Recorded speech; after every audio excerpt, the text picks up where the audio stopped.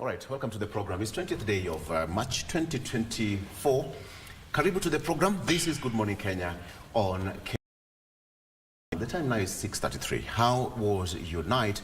I hope you are ready to attack your day in whichever way that you. Now water under the bridge. The bill is now law. So the house levy is now a story in the past, and it's for you and I to do the needful contribution, 1.5% every month until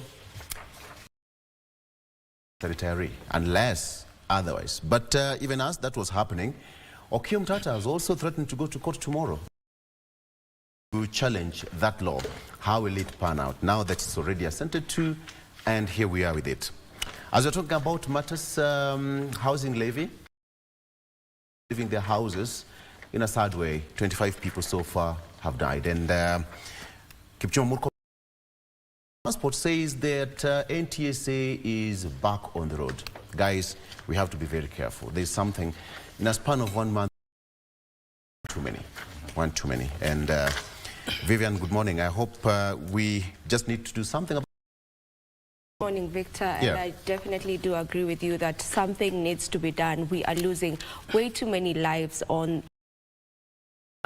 It starts with a simple thing of just knowing what speed you need to go with. You know, when you listen to the eyewitnesses later, or the people who are in it, some of the victims, all of them seem to sing the same song. Speeding. So whenever you are inside a vehicle, probably it's a PSV, and the driver is speeding, kindly speak up. Zusha, you know that campaign of Zusha. Just speak up and ask the driver to not speed, because it only takes a second. It only takes a moment. It can be a split second and you guys are in an accident and some are losing their lives. Anyway, it is a morning, and we are glad that you have started off the show with us. A lot will be happening today on the show. Miss any bit of it, and part of the discussions that we will be having today is on prior learning in Kenya, and joining me for this particular conversation will be the PS TVET, that is Dr. as well as David Mwangi. He is the Chief Principal, Nyeri National Polytechnic rather.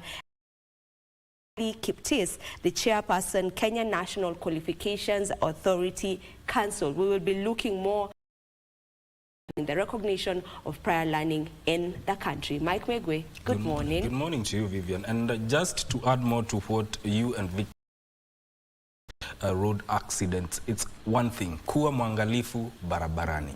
That's all I can say. Sorry about that. Welcome to the show. My name is Mike Megwe, and you want to tune in to Good Morning Kenya, because later on a topic revolving around surveyors, and the topic will be surveying the path to sustainable of surveyors in achieving the SDGs. I'll be talking to one Nelly Mbogua, who is the Deputy President of Institution of Surveyors of Kenya later on in the program, so you want to tune in and find out more on this right about now. Good morning. I agree with all you guys have said, especially when it comes to matters of safety. And personally, as a person who uses the super highway, Thika Road, that is, every morning, 5:30 and 6 a.m. It should just be, you know, added into 1,000 ways to die. How we get by God's grace, because everybody's in a rush. We forget that we are all road users. So the fast lane vehicles, but you find the slower moving vehicles around that. So as you're cruising and doing your 110 as stipulated, well, bam, you find someone who you have to do switch lanes. The person who was behind you has also seen the same thing. You all start switching lanes. When you're switching lanes, how are we using the road? I don't know. If you talk about that, Regina, it happens a lot. And you find somebody with an L sticker. Yes. I mean, L sticker. And that's the kind of bad manners that we come with, or we carry from the driving schools onto the main road. Suggestion by Transport CS saying that all PSV drivers are going to go back to do a retest. Yeah. But I even think it is worth it. But I also think it's also a culture among PSV drivers, because I think a majority of them feel to the road. Yes. They are the bullies on the road. So I don't know if retesting is going to be a step in the right direction, because It's definitely a step. look at how many vehicles are involved in our public service vehicles, how many of them are private vehicles. Yeah. I mean, we can do the stats, and the stats are there, isn't it? If you are a bully, who suffers? You're a bully, you don't obey the road signs and the rules. Who will suffer if you cause an accident? You'll be the first victim. Exactly. Because they are in the big buses, you know, heavy capacity or rather vehicles that less damage will be unto them physically and also to their vehicles. So if you're driving a small car, you find them weaving in and out of lanes, stopping right in the middle, you know, just recklessness. I think the mentality, as they are doing the retest, it also speaks to the mentality. That has to change. Let's all be, let's look out for one another when we are. It's an individual responsibility to each one of us. I agree. Now we have a law that from, you know, the previous regime, but it came to pass yesterday. We're talking about now we have the Affordable Housing Act. Presented to it yesterday. What does this mean? If you're salaried, well, now President William of the Affordable Housing Program will transform the lives of Kenyans at the bottom of the pyramid by creating jobs, providing decent housing, agricultural land fragmentation. He was speaking at State House, Nairobi, after appending his signature to the bill, where the head of state commended the national round the clock to pass this bill. The Act establishes a framework for the collection of the housing levy housing program. President Ruto pointed out that the housing program will ensure families across the country. This is public resources. Kenyans are committing their money for this program, for the dignity of other Kenyans, so that other Kenyans can have a job, so that we can eradicate slums, so that we can increase the number of homeowners in Kenya. Shelter to all Kenyans is a constitutional provision. Providing water to all Kenyans is a provision. One more round of applause, please. Flanked by artisans, President Ruto that the act will revolutionize the real estate sector. The new law also guarantees sourcing of the from the local manufacturers and labor from local communities. By the time the unit is put in place, Your Excellency, we should be having close to 300,000 young working at our sites. The executive hopes that the enactment of the Affordable Housing Act will cure the gaps that were flagged rendered the previous bill unconstitutional. Kuna watu walikuwa wamewachwa nje. Hawakuwa sasa pesa imeongezeka zaidi. So tunashukuru mahakama wametusaidia kutuongezea pesa. When this program ran into problems from our critics and we had challenges before the courts of law, you did indicate to us that we must have respect for the rule of law, constitutionalism, independent institutions. And that is why, Your Excellency, under your guidance, you decided we do the right thing and conform to what the courts wanted. The fund will be managed by the yet-to-be-established Affordable Housing Board. Will make housing fund will be extended to its actual purpose, and all through the housing levy will all go to the intended cause, which is to rejuvenate the sector. Other institutions that will be mandated to implement the housing project include the Ministry of Housing, National Housing Corporation, county governments, and as approved by the Affordable Housing Board. After signing the Affordable Housing Bill into law, expected to establish an affordable housing board that will be responsible in the management of the housing levy. Give us Minor, Robbie. Now, after that became law yesterday, you must have a myriad of questions implementation will look like. So I did an analysis, is that you need to register on the Bomayango platform under the Affordable Housing Bill that was signed into law yesterday by President William Ruto, failure to which you'll have forfeited state.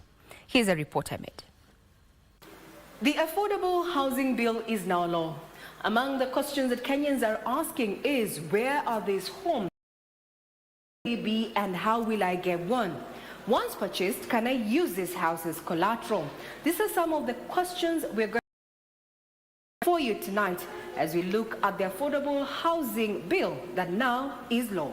With the Affordable Housing Act, all salaried employees will contribute 1.5% of their gross. Employer matches a contribution. Those in the informal sector can contribute on a voluntary basis. One must platform, failure to which you will be locked out of owning the unit despite contributing. Utajiandikisha, alafu utalipa minimum shilingi 200. Senate ruled out compulsory deposit of 10% towards the purchase of a unit, targeting requisite 10% deposit. So we agreed with them that we will look at it case by case. Kama wale ambao wako na mshahara mzuri, wale wako na kidogo hapo 5%. Wale hawana, we also agreed that watakuwa wanauzia so that we don't lock out. This allows them to with the Affordable Housing Fund for the purposes of raising a deposit towards the allocation of a unit. And so we incorporated now law that gave preference to women, youth, and persons living with disabilities.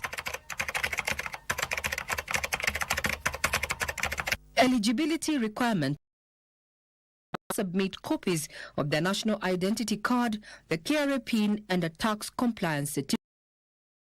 Kuchukua zaidi ya nyumba moja. Na juu ya hayo pia Senate wakakubaliana nayo kama National Assembly ya kwamba hautaweza kuuza hiyo nyumba even after buying it.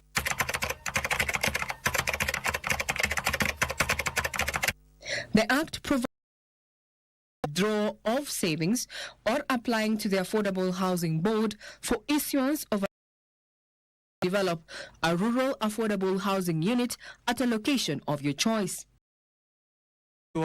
Rural affordable housing watalipa kupitia mortgage scheme na kila mtu atapata. Watu wote wasikuje town, hata wakulima wabaki wakiwa na nyumba mzuri.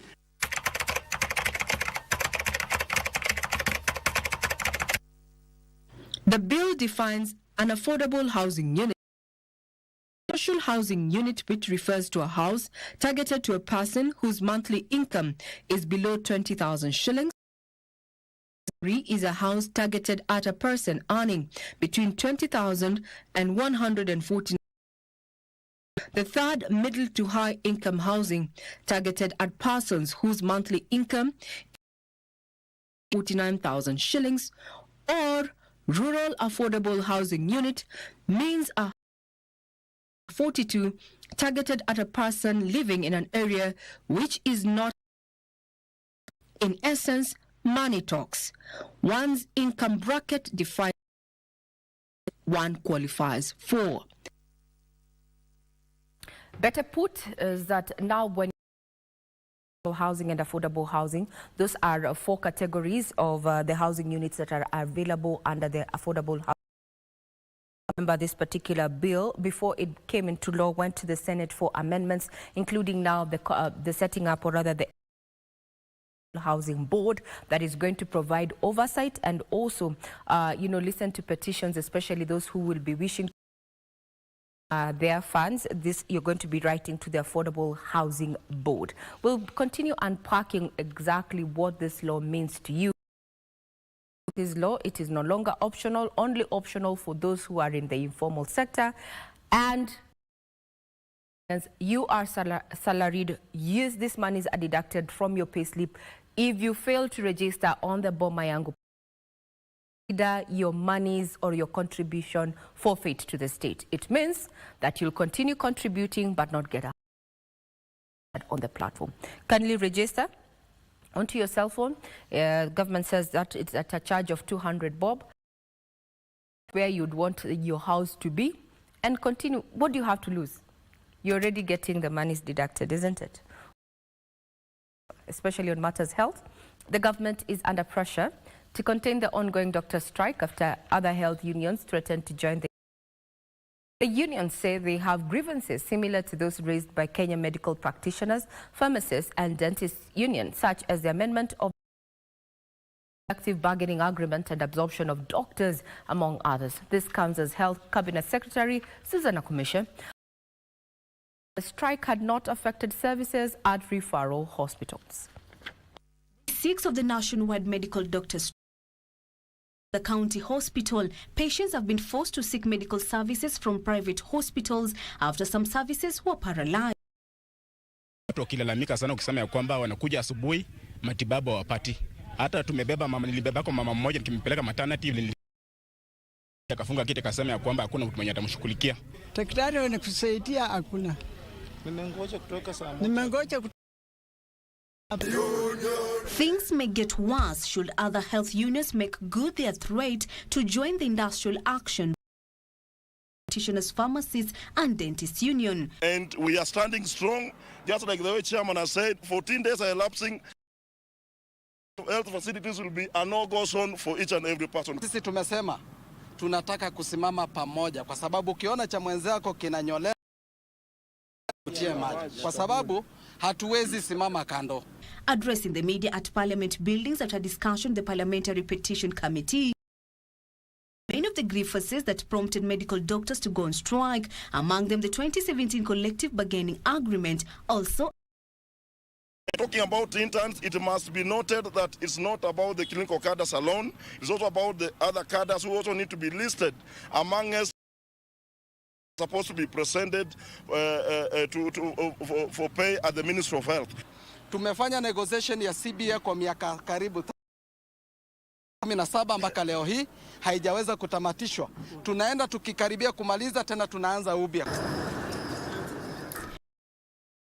In various referral hospitals in Nairobi, Health Cabinet Secretary Susan Akumisha maintained that medical services are still being hospitals with minimal services offered in other public health facilities. I want to confirm to Kenyans that are working, those who had clinics, please ensure you come and attend your clinics.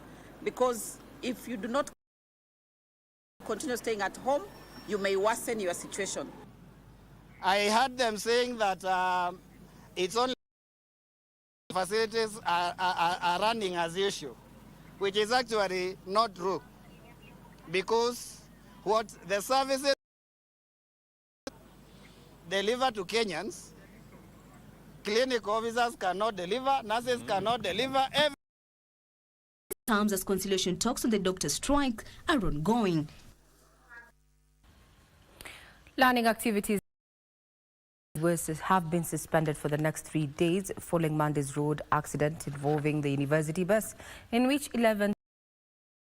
The university management says it has decided it will be honoring the departed souls. Meanwhile, over Tuesday, airlifted to Nairobi for intensive care. Bunged up but lucky to be alive, students and lecturers who accident in Maungu are recounting the moments that led to the carnage. Nikozalia KU trip ya shule. Sa on our way tukienda Mombasa tukapata ajali pale Maungu. Mtindo wa ndeti mbele kiasi. 40 minutes from here mkienda zaidi za Mombasa. Kwa overtake. Sa gari ilikuwa mrefu ilikuwa basi. Overtake lakini sasa wale wa nyuma waka. 11 people died on impact. Mimi nilishtukia tu tumegongwa na nyuma na nikajipata niko nje nikibleed kwa uso. University Vice Chancellor Paul Wainaina visited the injured in Voi on Tuesday. Announced that the learning had been suspended for 3 days in memory of those who perished on Monday. The accident in Maungu came on a day when 5 people in yet another road carnage. Transport Cabinet Secretary Kipchumba Murkomen says the runaway accidents are unacceptable. To enforce road, Transport Cabinet Secretary on Tuesday announced that the National Transport and Safety Authority will make a comeback on Kenyan roads. Testing of all public service and heavy commercial drivers will be implemented without delay. Among other are the medical testing of drivers and a crackdown on unroadworthy vehicles.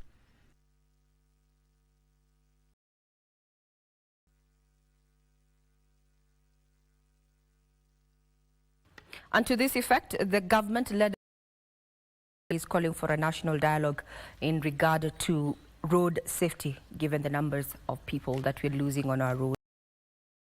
We'll be keeping tabs on that. Now to Parliament, members of the National Assembly Tuesday sharply differed over proposals for the establishment of the Administrative Secretary and the office and functions of the Head of Public Service. Legislators allied to the opposition maintained that the move was unconstitutional. AS did not exist in the Constitution and may require a referendum for Kenyans to decide. However, their counterparts from that the two offices are important and that the Constitution does not limit the power of the President in establishing powers. The proposals are contained in the National Government Administration Laws Amendment Bill of 2020.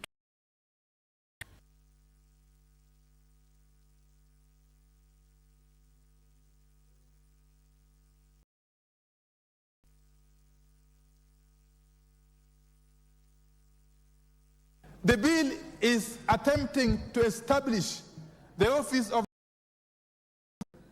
Honorable Speaker outside the Constitution. There is nothing in these functions in the bill that are not being performed by the Secretary of the Cabinet, which is a constitution established under Article 154 of the Constitution. We are being invited in broad daylight to establish an office to lord over a constitutional office under Article 154 of the Constitution, Honorable Speaker. That to me is out. The office of the Head of Public Service, as initially construed within the law as also the office of the Cabinet. We are trying to draw a line and say, we can have within the office, the executive office of the President, service who can do the work that can be done without necessarily having to have the chief, the secretary to the cabinet. We have seen inefficiencies. We want to cure the inefficiencies. But Honorable Wandai is inviting you to an issue that is non-existent. The executive office consists of the president, the deputy president, and the cabinet. When the accounting officer becomes the permanent or principal secretary, the question asks, where does the chief administrative secretary fall in the architecture of the... That's the question we are asking. He is neither listed under Article 260 of the Constitution as... If you go to Article 132, 4A of the Constitution of the President, except as otherwise provided for in this Constitution, may an office in the public service in accordance with the recommendations of the Public Service Commission. Just the plain reading of that particular provision of our Constitution, that except as otherwise provided for, the President may establish an office in the public service. Seeking Treasury to write off a 90 billion shillings loan as strategy to revive the corporation. Assembly Public Investment Committee on Social Services, Administration and Agriculture, KBC acting Macharia said that the corporation is making losses due to interest accruing from the historical loan. Financial challenges required for the modernization of the transmission infrastructure. Public Investment Committee on Social Services, Administration and Agriculture invited to review the Auditor General's reports that have found the public broadcaster insolvent. KBC Macharia attributed KBC financial challenges to a historical loan acquired in 1987 Economic Fund of Japan. Regarding the huge accumulated net losses, as well as the negative working capital in the financial statements, as a result of the historical Japanese that was secured in 1987. The government of Kenya guaranteed the loan, and upon KBC's to repay the loan, the government started repaying the loan, but records the extended to Kenya Broadcasting Corporation. Although the government cleared the Japanese, still owes Treasury at least 90 billion shillings. The KBC management submitted that financial status will only improve when Treasury writes off the loan. We have written to Treasury Ministry requesting the government to write off the loan and take over the outstanding balance of the Japanese. In this effect, a cabinet memorandum was prepared on KBC balance sheet restructuring, submitted to our parent ministry. Once the government writes off the loan, the financial status of this improve, moving from a deficit to a surplus. MPs sought to understand KBC's capacity to handle investments as directed and envisaged by the Kenya Kwanza administration. The KBC management lobbied for public broadcasting funded by the government to facilitate much-needed modernization of transmission infrastructure. We'll be keeping tabs on that development, and that takes us to our first break this morning. Do keep it right here for other news updates.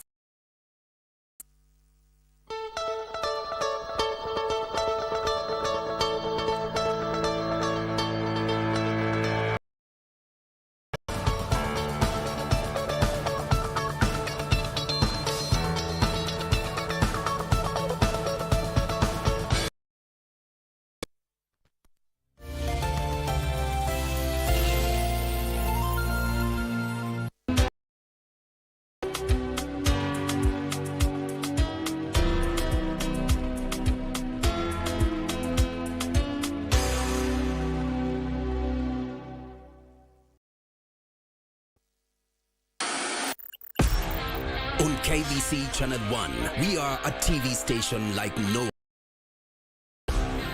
Get a taste of the best in entertainment. Yes, indeed.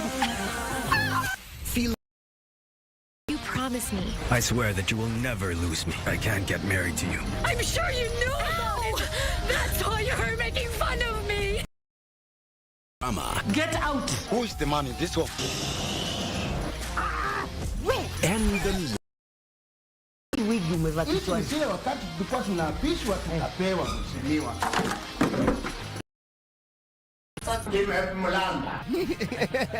Move to the beat.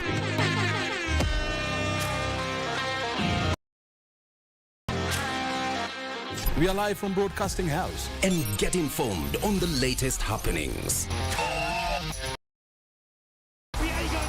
KBC Channel 1. Wow. We are the full package. Oh, yes. And Kenya's watching. Thank you very much for joining us.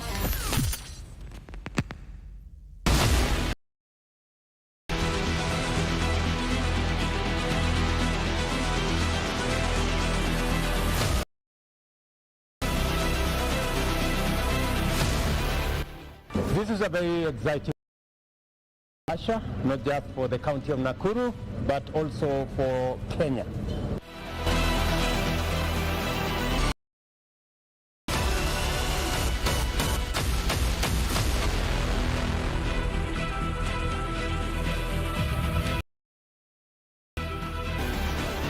Okay, ready?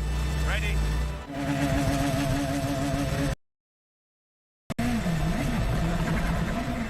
This thing is crazy. I mean, the sheer speed, you can hardly see the road. Really professional. It's really something out of this world. Ask me whether I want to do this again.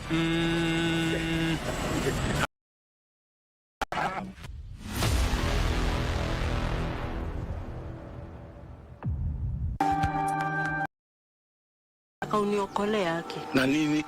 12,000. Hiyo pesa mkitoa mnafanyia nini? Get rich quick. Fate will never leave Christine for you. You can take that to the bank. Our bond is almost unbreakable. Kwa nini ulimnunulia ile nguo? Is that what got you worked up? Haya, mpatie. Well, I'm sure that originally belonged to Jen. Sasa kama amepata mtu mwingine. Fupi.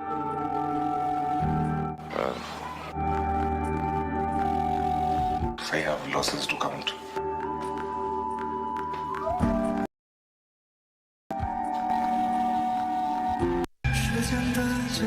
我方向所有波段的接收已经扩大到最大范围，但还是没有任何信息。把机器、设备都撤了吧。统帅，这套接收系统是我们刚刚建。请告诉伊文斯，我们应该进。时间的尽头。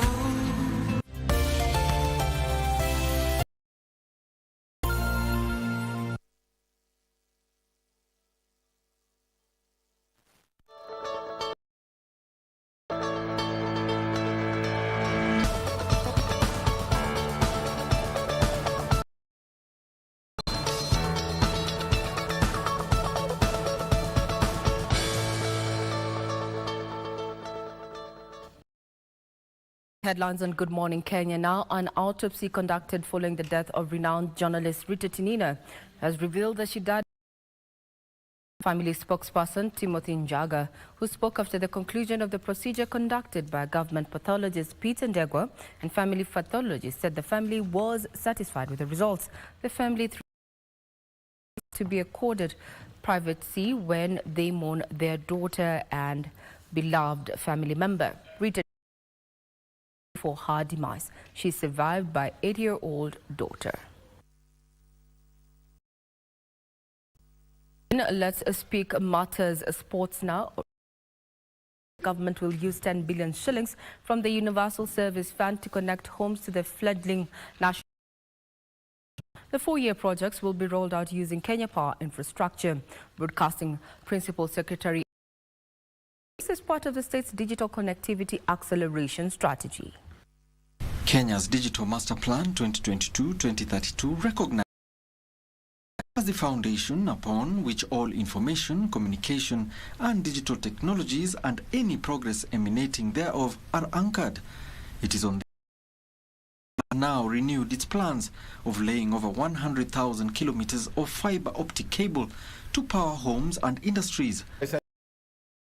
Kenya Power takes the fiber optic cable into homes, not just on the main the main highway, but also into homes. So you have electricity, but you also are connected. In the first year, we could to 3 million homes, and by probably 2026-27, we shall have done 400 homes. Bringing more Kenyans into the online world means exposing more. Broadcasting Principal Secretary Edward Kisiangani says the government wants to increase cyber, especially for small and medium-sized enterprises. At the various with our private partners are going on, first also informing people about the importance of digital signatures. We all know that as technology As a country, while we have adapted technology and growth, we are increasingly getting exposed to new and as such, we must protect our infrastructure. The PS was speaking during the National Public Key Infrastructure Forum to enhance awareness of digital certification, ecosystems, and how digital trust services the realization of Kenya's national digital transformation. Now licensing electronic certification service providers to deliver application developers, consumers including the ICT authority is the government enabling of e-government services. To sport, Safari Rally champion Carl Tundo will be driving a Ford Fiesta in the 2024 WRC Safari. Hopes to build on his previous performance and come out victorious. Team Jesop. Tundo has been leadership from betting company Batika alongside the racing Ishmael Azeli and Andrew Murori for the set for next week in Naivasha. KBC channel stages live during the third round of the World. According to Carl Flash Tundo, they've been preparing for this year's edition of the WRC. It's a good run in the iconic event. It's a little bit ready. We'll test it throughout the week this week. And then we start recce on Monday, so it's come up pretty quick. I've been using another hone my driving skills. Be navigated by Team Jesop in a Ford Fiesta Rally 2 to come forward and support local drivers. To us guys here, different to sort of wet surfaces in so it would be nice to have a really wet rally, sort of the whole rally being the only slight advantage we have. Very good at what I do, and I've become better through they've been giving us, and rally is not something that is cheap, something that you cannot do it by yourself. You need sponsors. Director Mutua Mutava outlined the company's sports in the country. There is a lot of at the grassroots across all the sports, and we understand that sports is actually an avenue where you can get actually monetize your talent, and that is why we are passionate. WRC, something we are going to do as long as it is. The WRC Safari Rally is set to zoom off on 20th of this month in Nairobi and Naivasha with KBC Channel 1, 5 television stages. With that key reminder, as Easter approaches, all eyes and feet and KBC Channel 1 will be there with you to bring WRC series. I'm Regina Manyara. I wish you a pleasant day. My colleagues as they take you through the course of the program and social media platforms.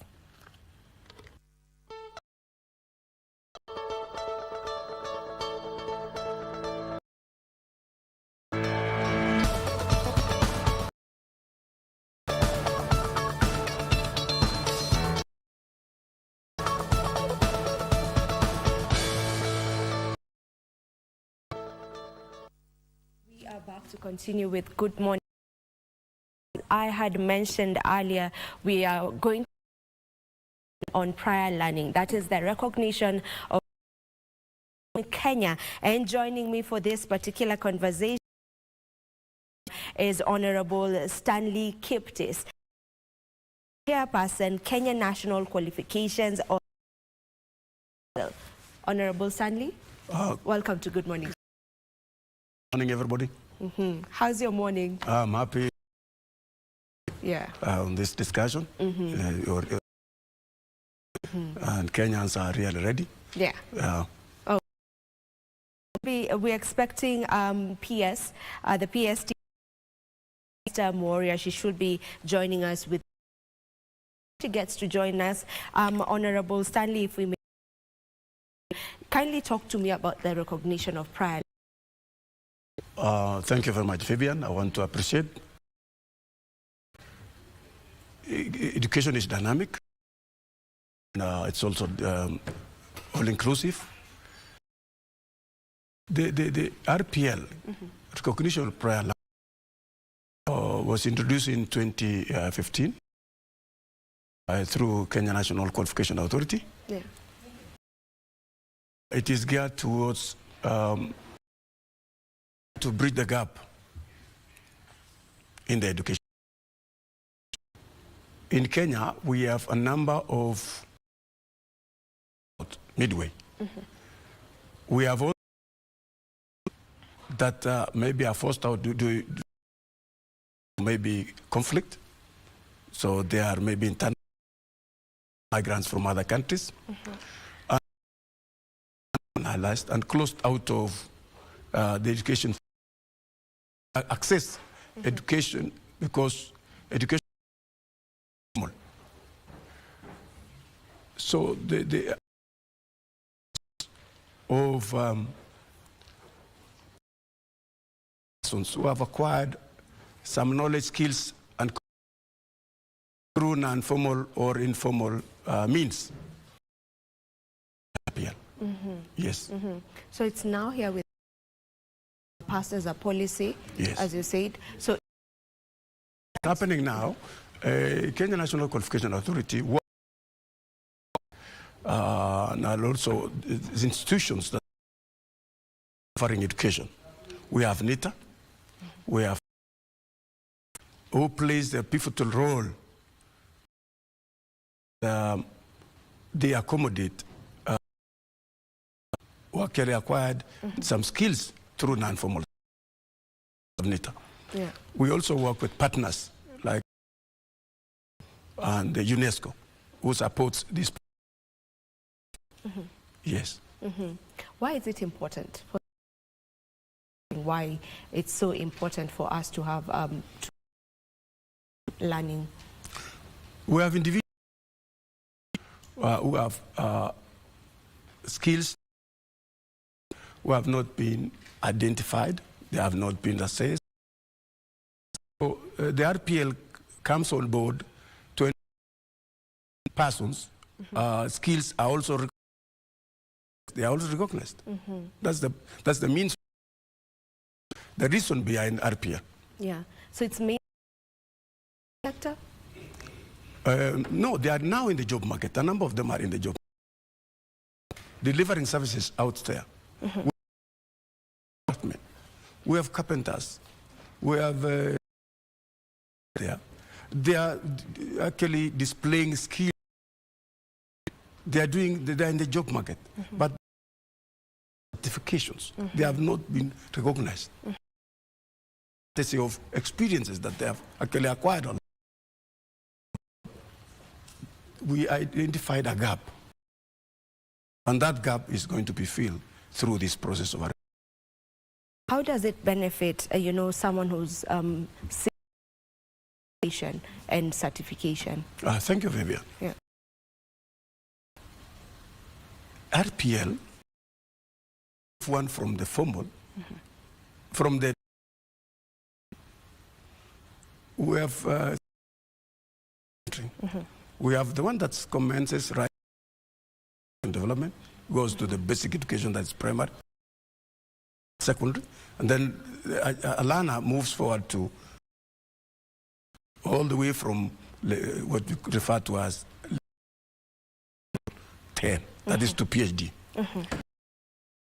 Has actually been there for quite some time. The one that maybe a learner moves from either studying diploma or certificates, referred to as artisans or craftsmen, the pathway, and they can join in level 6 or a degree. But we have this other group that has actually been identified. They have not been also known that they are there. They are that group of persons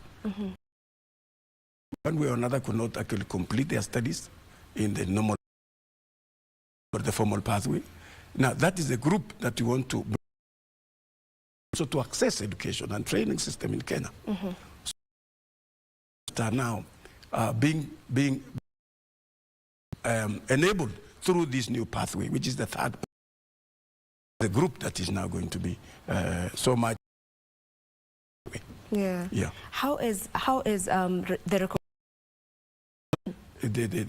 importance of now, because this pathway is also flexible enough to accommodate them. Assessment is going to be carried out right where they are. Where they have identified 10 institutions or 10, which are referred to as institutions. Yeah. And these institutions assist in assessing these persons. In assessing these persons. Yes. Yeah. Maybe are just joining us. We are talking of prior learning in Kenya, and the recognition in Kenya is the process of identifying and certifying knowledge, skills, regardless of how, when, or where. You know, there are so many people who have massive expertise that they do.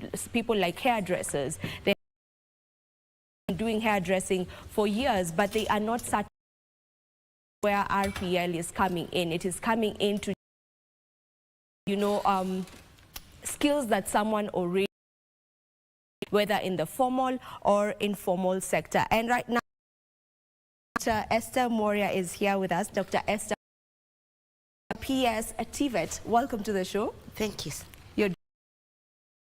Thank you for having me. You're welcome. It's a pleasure to. You've just found us having mentioned prior learning is. We've also talked about its importance with individuals seeking further education. Maybe if you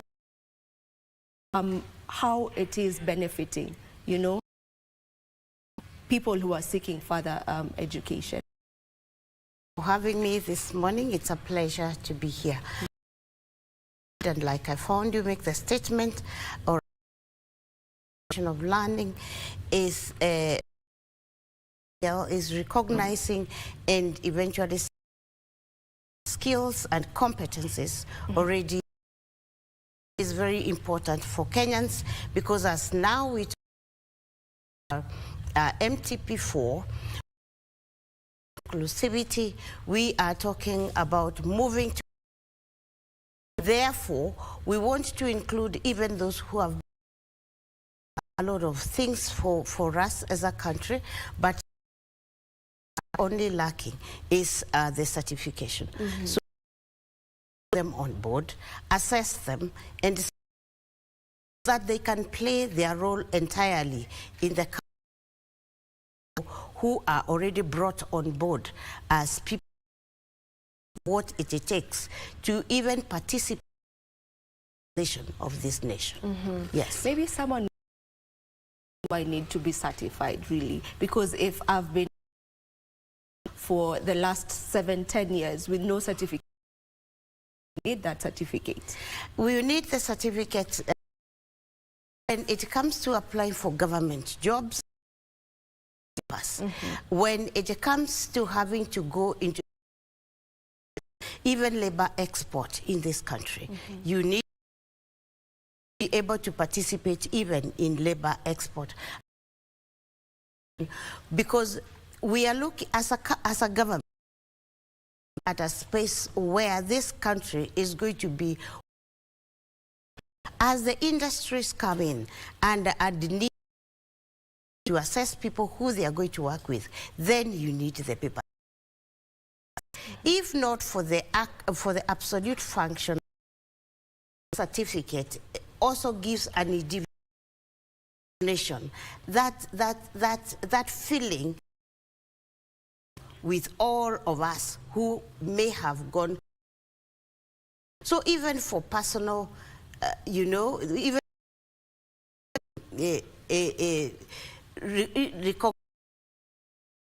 as a person who is playing a pragmatic in this nation, you need that certificate. It is. Yes. Let me also add, Vivian. Yeah. Is the evidence of acquired skills. Person has no paper, nothing to show. Preparing for an interview or presenting oneself. They might not be having maybe or photos or videos of what they have actually done. This kind of recognition will now that very importance of being realized that yeah, so it's evidence of what they have done. Yeah, and mobility. If one moves to another country, to the employer or the person who wants maybe that kind of competence to be done. Yeah. Yes. Maybe what prompted the recognition of pride in Kenya? What prompted it? The Kenya government, through the Ministry of Education and Kenya, realized there's a gap. We have a number of workers who are out there, like the electricians. Even if you get to Nation Center, you find ashes. They are just seated somewhere, waiting for whoever wants to get. So these are the group that we need to put them into. Let them get to be recognized that they are really, because they have been seen. You go to Chuakali sector, for example, you get a number of sectors. But when you inquire from them, how far have you gone? They don't have any paper to present that this is me. So it will create employability. And also formal sector. Yeah, they are in the formal, this will transition the formal sector of education. Yeah. Yes. From everyone? Everyone eligible. As long as you have got this that is accessible, everyone is eligible. When we talk about everyone, when we bring you on to assess you and place you at the level of competency, the assessment process is quite real. You would not again want as a many of giving papers that are the fake qualification. We take you through a rigorous process and we place you competency. We have level 3, we have in accordance with your competence of assessment. If you may just take me through the process, how is that process done? Stanley, you had mentioned earlier that it can also be arts. Yes. You know, so how does that process entirely look? Now the Kenyan have accredited a number. I mentioned earlier that there are 10. Yes. That is now institutions. We refer to them as qualification awarding institutions. Will do that. Now, they have also an assessment. We are now in the process of ensuring that of TOTs in our ongoing process. We are also creating awareness in the society who are actually being targeted to be aware of the institutions like Kenya National Polytechnic here in Nairobi. We have Kitale. We have a number of them that actually will carry on with. Is in Mombasa, they are also in Nairobi. They are cutting across this country, which actually we carry with that assessment on behalf of the Ministry of Education. Now, the person who wishes to be assessed will really apply. Yeah, this person is somebody in the village who has not gone to school. Certificate. So we'll apply. The information because we have a number that have actually gone through this some years back, and on Friday we are going to have that graduates. So the institution, as I mentioned, the technical institutions, that exercise of assessment. So a person will apply through a portal that is presented, and then assessed, either in this institution, within the institution, the area of work, and assess practically there. And interesting enough, it's not going to be so much, because the assessor will use is understood by that person. And you know, we are in Kiswahili. But if one cannot explain further, they can actually interact language. Yeah, the language that they best understand. Yes. Yeah. Inclusion thing. Everyone is involved. It does not matter whether you or not. You know, everyone is truly just in. Yes, Lilian. If I may add to what Honorable, we are using all our QAIs, the qualification. That is our national polytechnics, as but all our institutions are assessment centers. So those with any of our institutions, all of them, just the ones that are, because he mentioned there are 10. Those are okay, but you can be assessed for wherever we have a national of many of our institutions around in any of our centers, and then to the national polytechnics, which is the qualification award certification. Like we said earlier on, assessment is quite rigorous, and the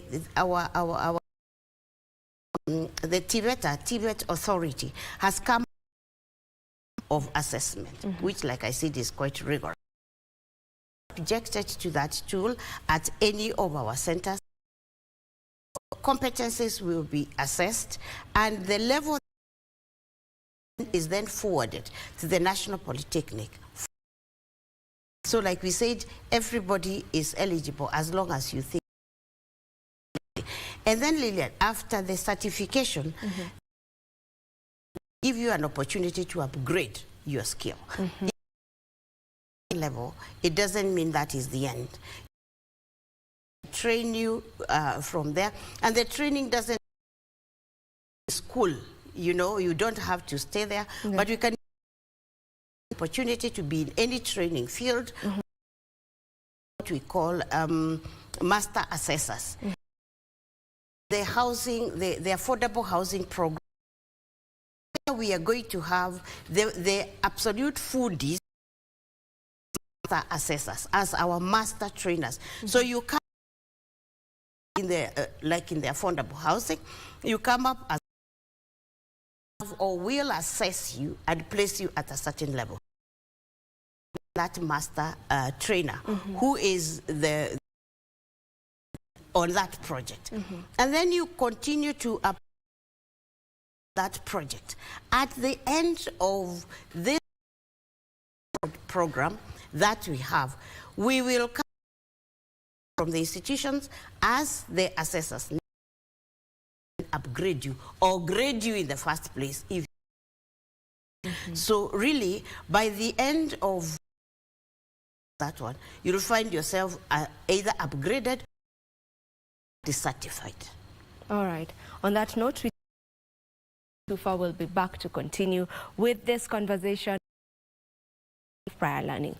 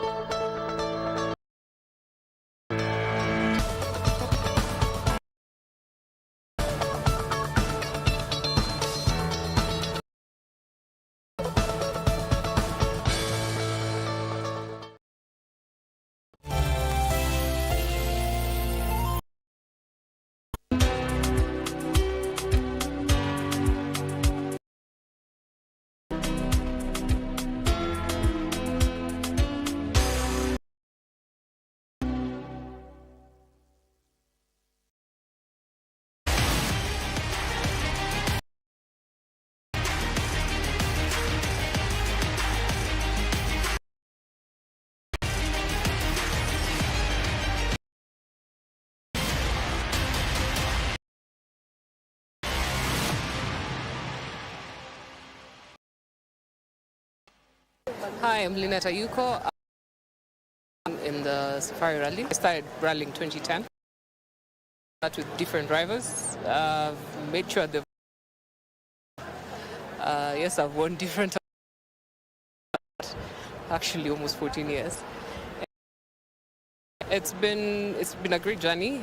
Being given actually I start majority with the male drivers, so being given when I didn't think it's possible, and then now and just showing everybody that it's possible too. Hoping to do the full season.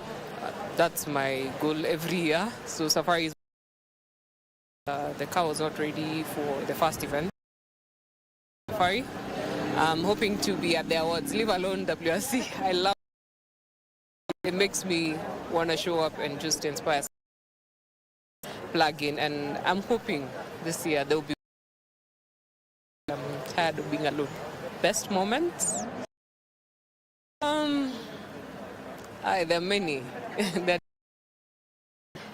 are stages you get through in Kedong. Kedong is the most important days, and also Sleeping Warrior.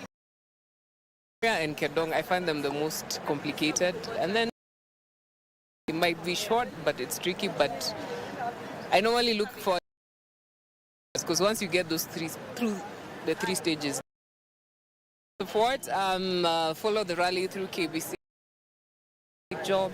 Looking forward to this year. Also, come support, drive, give way to the drivers, and just that it's possible and enjoy.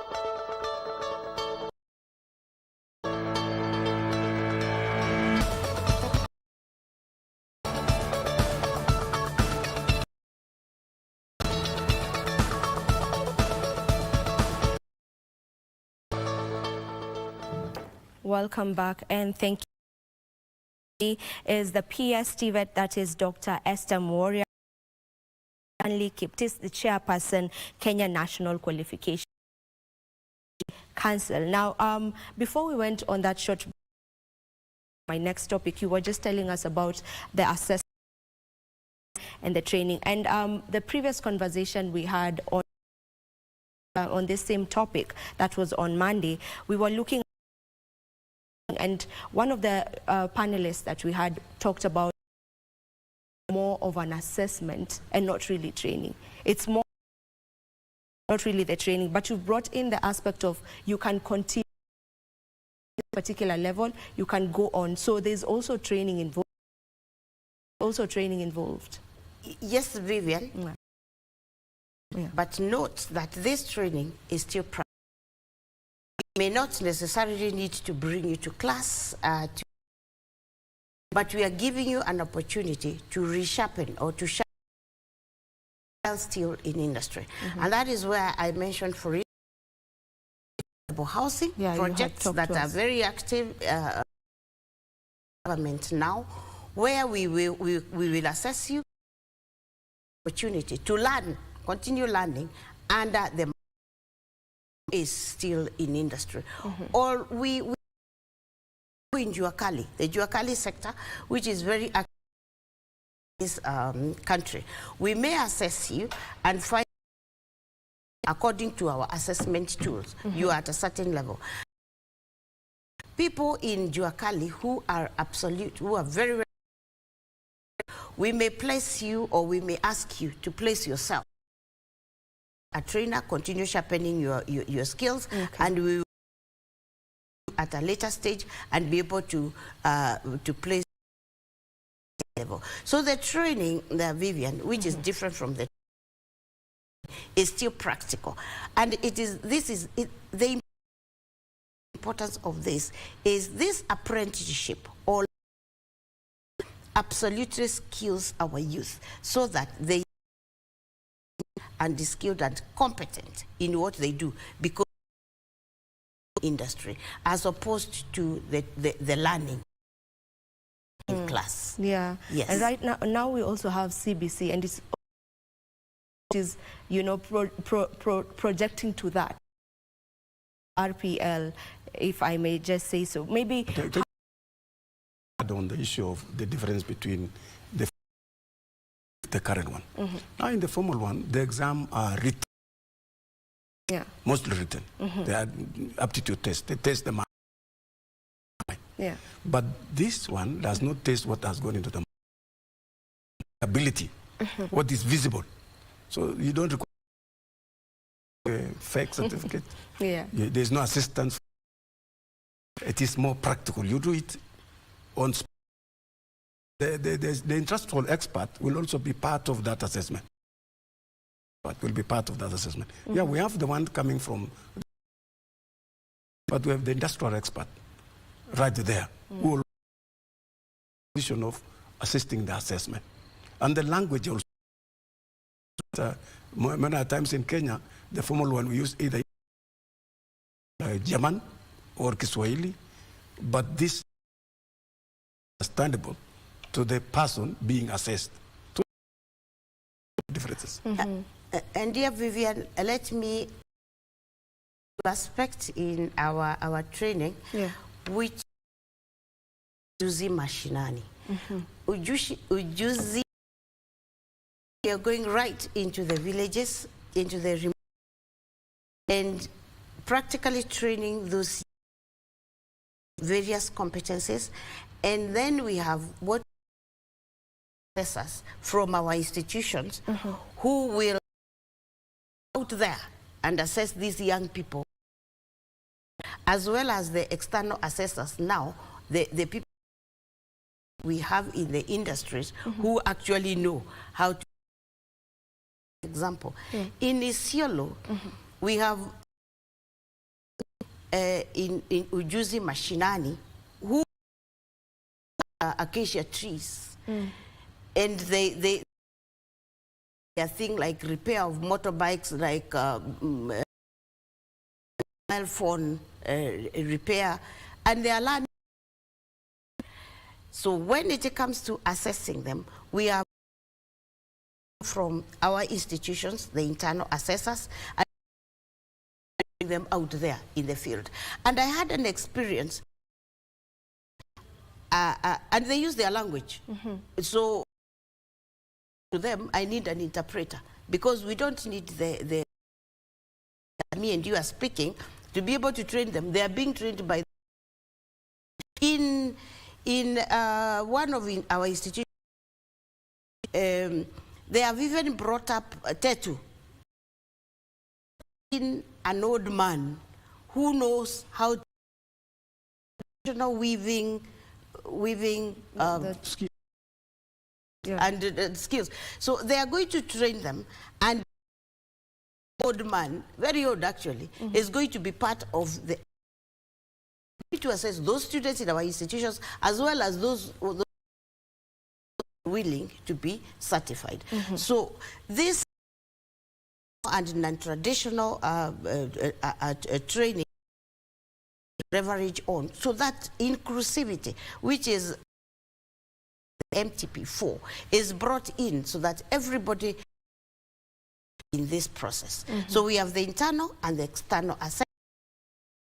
We are assessing our own students or those out there activity, and we want to move into the of our country with everybody on board. Yeah. There have been memes online, you know. Sometimes they talk about, you know, while we are busy in and all, some child in China is being taught how to know something that will maybe benefit them in future. So where, you know, when we talk about RPL, which is more, you know, learning how to do something, you know, line between that and not going to school. What's the need of me going to a classroom, you know, from form learn all these subjects when I already know maybe I want to? Where do we draw that line? Now, greater difference. Let's be sincere. You know, growing through the system, which is the form, there are some advantage over time. The opportunity to choose. Because there's opportunity to choose in career. In the informal sector, you don't choose, you have chosen there to start learning. Yeah. So that is a difference also. And then also one cannot grow, right? The entry point, re-entry and entry point. Because these are the RPL sector, but one must to move to grid descriptors. You can't move beyond level 6. You can't go there because you must have an entry point. Is there. And you find also this, there is a number, without certificate. So there are the gaps in this RPL. So that is our perception. That will be addressed over time. Because, you know, we are creating a challenge. And awareness creation will bring about of why this and not this and why this. To give those of them that are traditionally, they are not being identified. So we both, because they are already there. Yes, while this education, there are those who are disadvantaged, probably school they are in. Yeah, that's why this RPL is there. Yes, you asked a question earlier on. This, where did it come from? From the government's realization that we have a lot of young people out there who have the skills and the competence certified, and we have already gone through certification. So this is where we as decided, let us advantage very many young people who are out there, competencies, but not yet certified. Now, with all that populace, and like I have said, or skilling our who may not afford to come to school because formal education requires like Kiswahili and they don't have. We are going to continue there. Space now of choice. We'll have a choice to go formal or informal. Vivian, like in Swiss, lastly was, there are those young people who are for apprenticeship, they learn through apprenticeship, certified, and they are good to go. So a new thing. Even in Germany, which is the model that we want to adopt as a ministry, our young people, there are those who are in probably they will have formal education for just a few years. And they learn there, they are skilled there, they are certified. Point. They may even choose to go to the in their countries, but really they have very little, and it is accepted. We are looking at a space in this. We have to recharter our technical university. This, who we are talking about now, if they with their certificates to move on and have a degree, it should be is our dream as a government, and formally or informally, eventually you can go all the way to the long as we in the education sector are watching you, are watching your abilities, and we can be able to certify them right to the top. Yeah.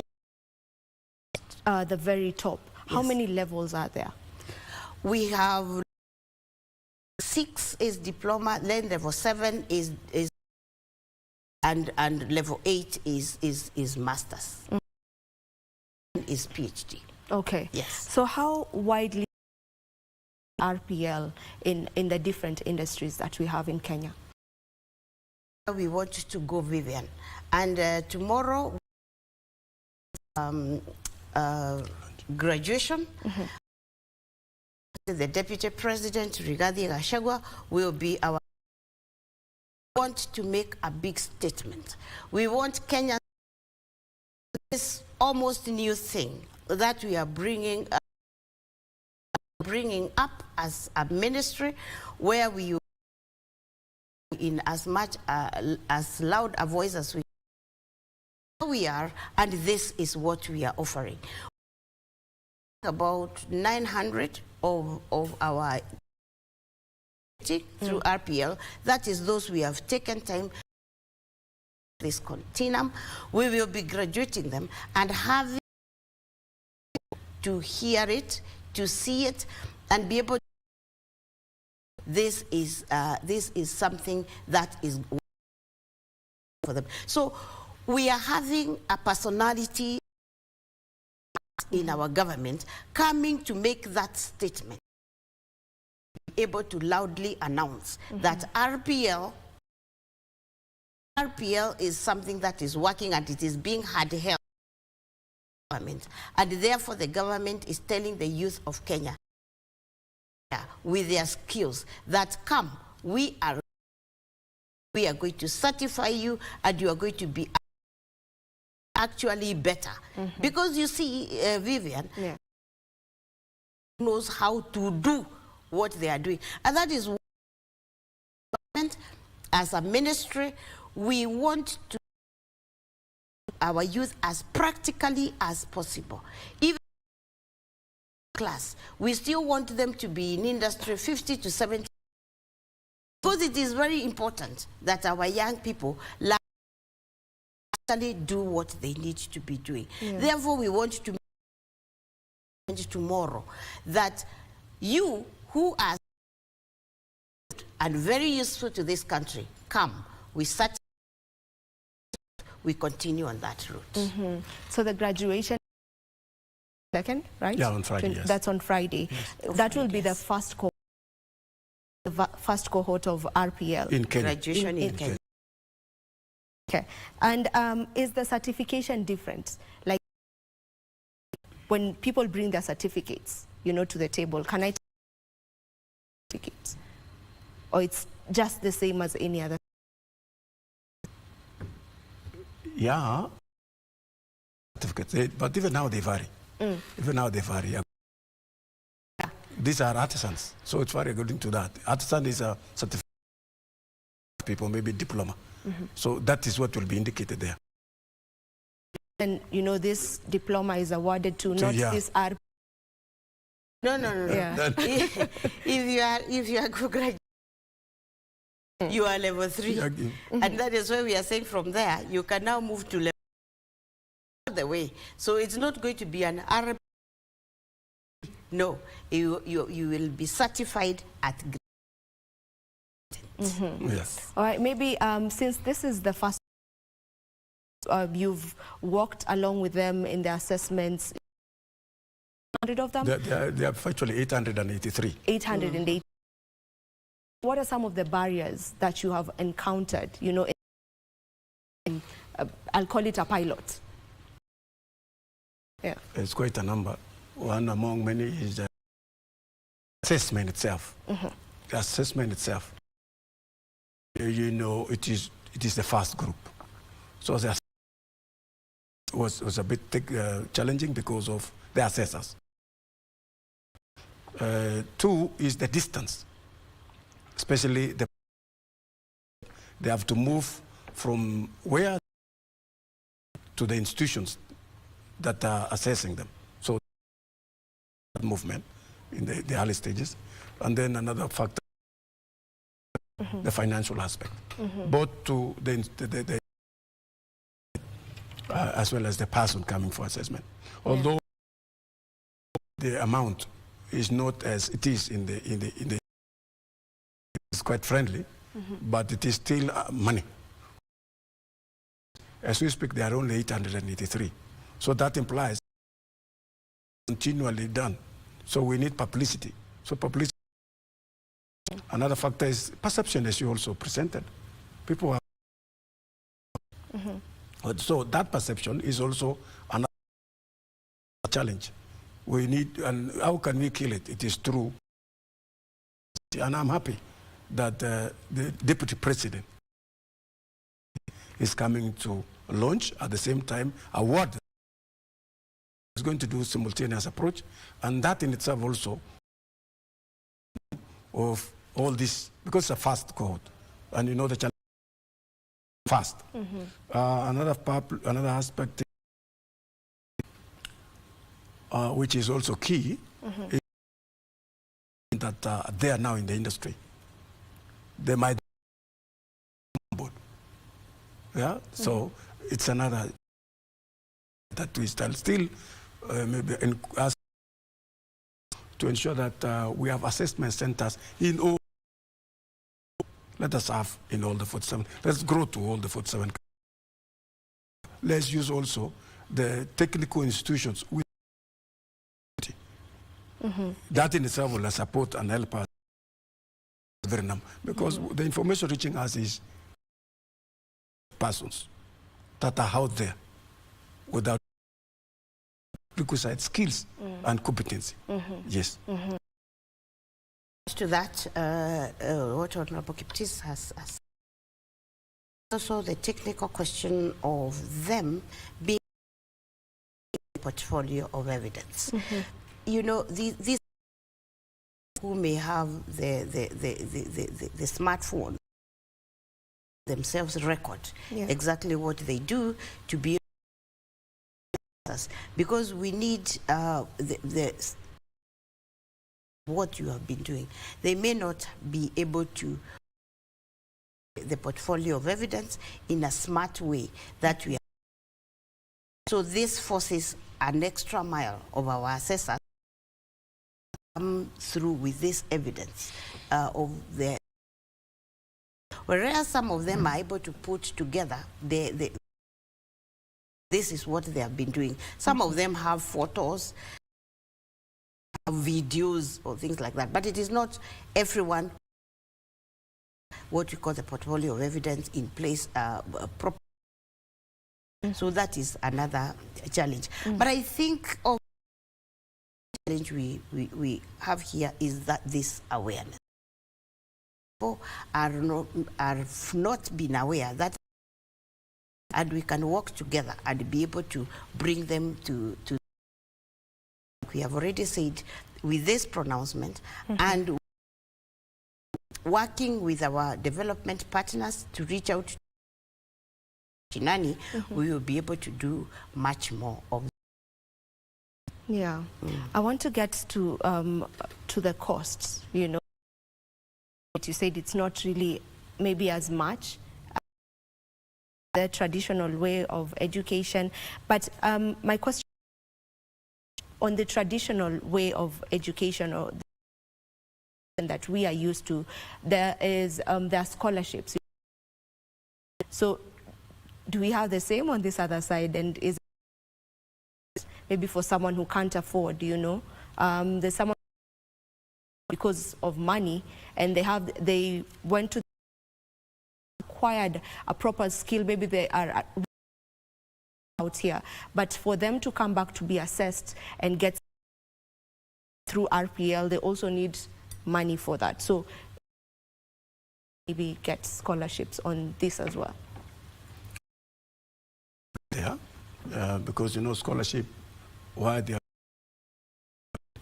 financial support is that very aspect of it's just a single assessment, probably a day, maybe 2 hours. So it's not so much costly. The cost I'm talking about is your place of work to the assessment center. Also encourage that the assessor visits at that point where one is carrying that work. So that also is not very. We have a tool. We are now preparing a policy, and it's for assessment. Yeah. So the assessment is a one-day thing? This can 2 hours, 3 hours. Oh. Yeah. Yeah. The So it's a assessment one-time thing? it's just. And do you like get your certificate immediately, or Acquiring. You know, there's a process of acquiring certificate. Yeah. And we have like, as I mentioned earlier, the 10. The 10, you that or are giving that person that certificate. Yeah. That comes to assess, and then they go and maybe analyze that. Send that to the qualification awarding institution. Or now, it's a process. Everything's a process. Yes. Maybe you can put a figure to I can attest now that amount now. Yes. Unless was serious. Yes, Vivian. I don't. I honestly don't remember the amount we are charging. But like Mheshimiwa said, it could actually take, depending on the what I call the portfolio, what is available for assessment. So you could everything available with you in to what we are looking for as assessors. Longer, depending on what we need you to bring on board. Come to site and be able to assess. All right. What I need to tell Kenyans here, Vivian, is that this is a process that we have made so that by the time we give you a level 3 certificate, we are actually both internally. Remember, we are also working with those who are out know what being a plumber means. All right. We make sure that the industry, whatever we are assessing, whatever it is that we are to give you a level 3, a level 4 certificate about it by the time we are through with you. Well, like Mheshimiwa has said, or it is to get the evidence. What we want to be sure of is that what we are certifying you for is absolute. All right. Moments.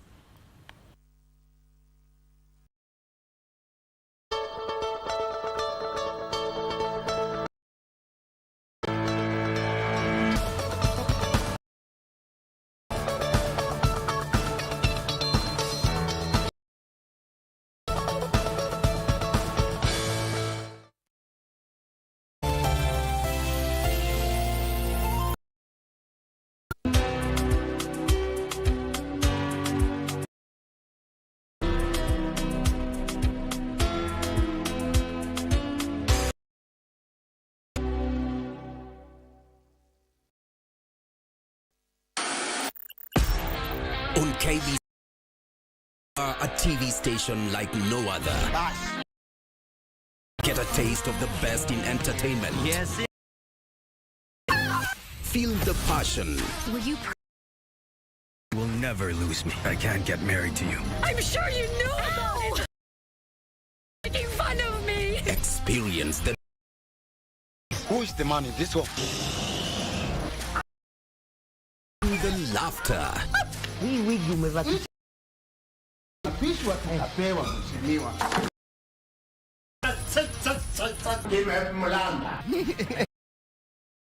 To the beat.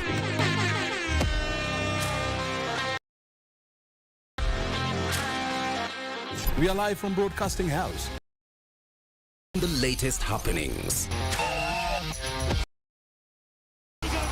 KBC Channel 1.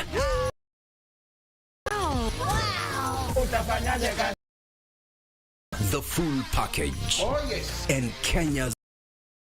Thank you very much for joining us.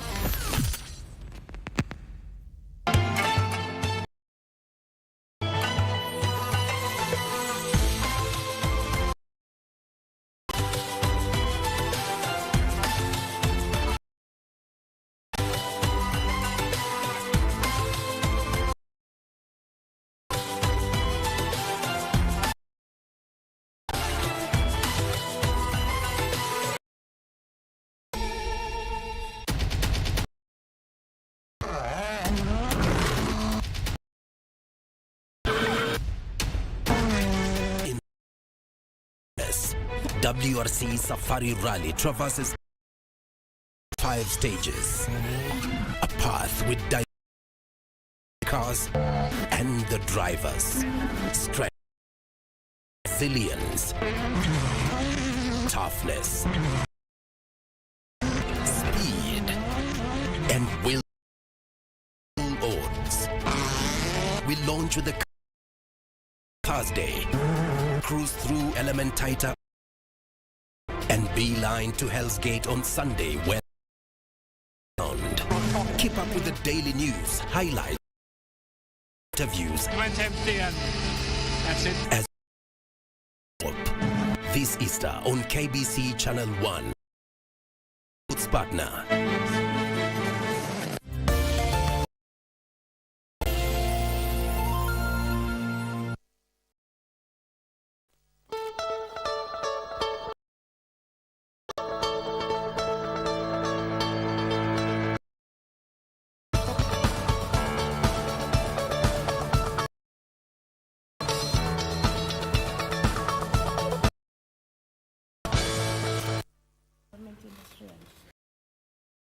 And we are back. Before we took that short break, Madam was talking about the cost, and you had not really mentioned, but if you feel free to just give us the figure.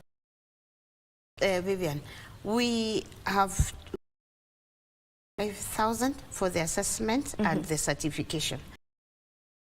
Saying that it is very little money, but we also want to say that a small cost compared to the process.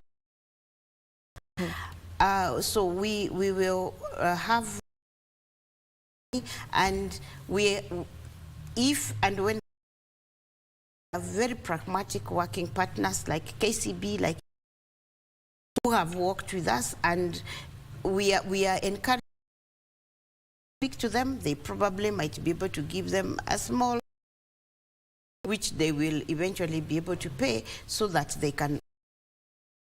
It's a very, very important paper for them. We have many working partners. We have small scholarships, and even when they come to us for advice, we will be able to access this money. But like the very ready to pay for their clients to be able certified, and we are very happy working with the Juakali, the doers of the work, because they are certified, so they're even paying for them to get the certification. Is the figure, Vivian. All right. Yes. Honorable Kiptis, who can apply for RPL? Now, I for all of us, those that are in the formal, those that are in the formal sector. Youth that are out of school, class or never went to school, even the retirees, so the migrants, we also the refugees eligible for assessment. But it's you wanted to add on to that? Yes, okay. Actually. With the Honorable Kiptis a few days ago to his village, where we have been having the Morans, very good things, and we have agreed with him. We are going to invite them. We are going to talk to them to this process, which is going to feel a lot more formal now. Morans who are there in the wilderness, others who are in Isiolo, who we are already bringing on. So we are going to go all the way, and I've already talked to, in addition to Honorable Kiptis, and a conversation with a former PS.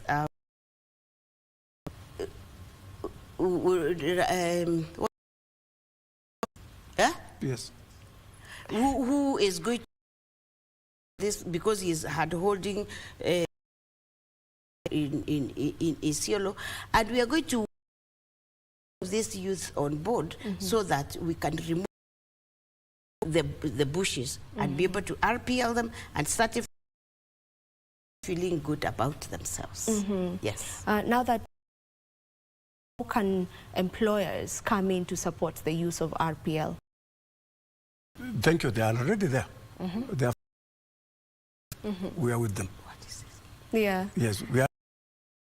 The agriculture sector is greatly right from the villages, offices, the CEO, and their chairperson.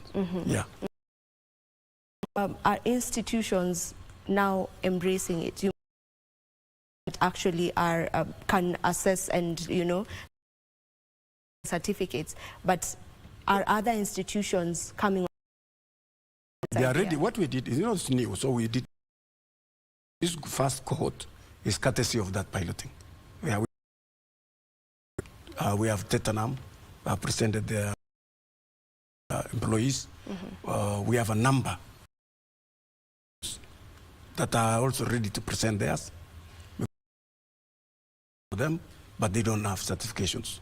Yes. Who are the institutions where people are doing building and institutions, but they don't have certifications. So, because they would wish also to have qualities. So they are really appealing to us also. Yeah. Yes, to add to that, the industry is providing the industry experts and allowing us to even our young people within the industry.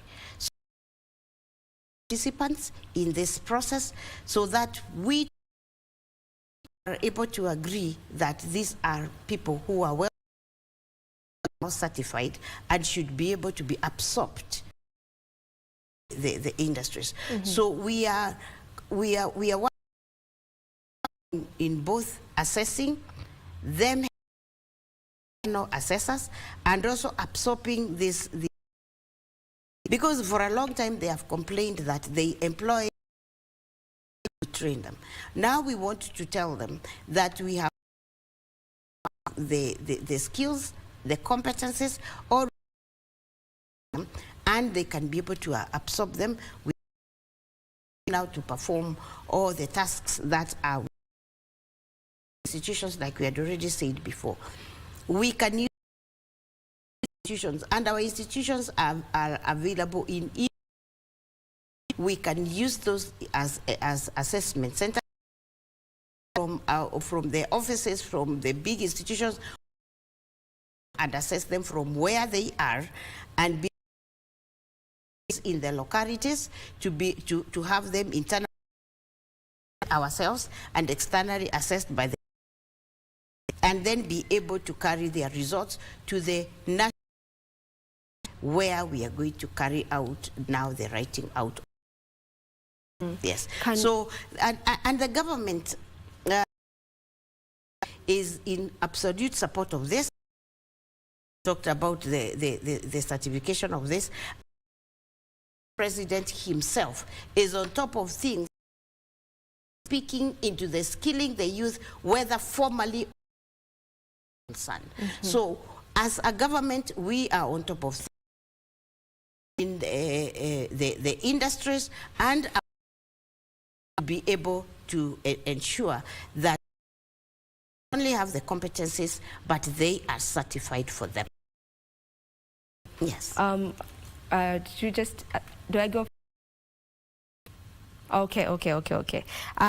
For example, formal institution like this, formal institution, can we call upon you? Can you come and do assessments on institution? For example, as a presenter, probably for a couple of years, I have gained a skill in after this. After I'm done with this, I go to the camera person and is it possible for me to be assessed, here, like institution, a formal institution, to call upon you to in their institutions? Let's that Vivian. We assess you on a skill break curriculum on. If we decide we are going to be presenters like you and the camera, we would have to agree with you first of all that we to address that. Right now, I am sure we do not have a curriculum on your space. Okay. So if we you know, we are also saying as a department that we would want to with industry, from industry, for. So if we agree to work with this industry, with yourselves, is to with a curriculum that is speak that we are now sure with that curriculum this industry is well trained on that curriculum. Okay, so once we have, then we would come up with assessment tools to speak into all the competencies. All right, so we would have a skill assessment tools. After we are up with those tools, we would take them to our authority to be able to assess them and be able to assure these tools are absolute. Tools now, we will come to you, Vivian, now be able to assess you from the tools we have prepared, which are well assessed, so that now we assess you as a presenter, etc., etc. So once we have been able to work with, able to come up with all that I have explained, we will come up ourselves and also use the people here now as the external. That Vivian is doing very well as a presenter. The lady is doing very well as a camera person. With our curricula, which we have prepared with you from our curricula and our assessment tools, together industry. Okay. Yes. All right. Now, as we conversation, how can the government, the private sector, institutions come together to support? We are working together. Vivian, I've already explained the part of government. I've already explained the part of industry. We need to prepare the curriculum and the assessment together with are the active players in this field. So, as a government, I will represent education. We are twinning with industry. Be able to see that whoever we are coming up within RPL or formal training, industry needs as they should be. We want where we no longer have industry, that the graduates or the people who are going are half-baked.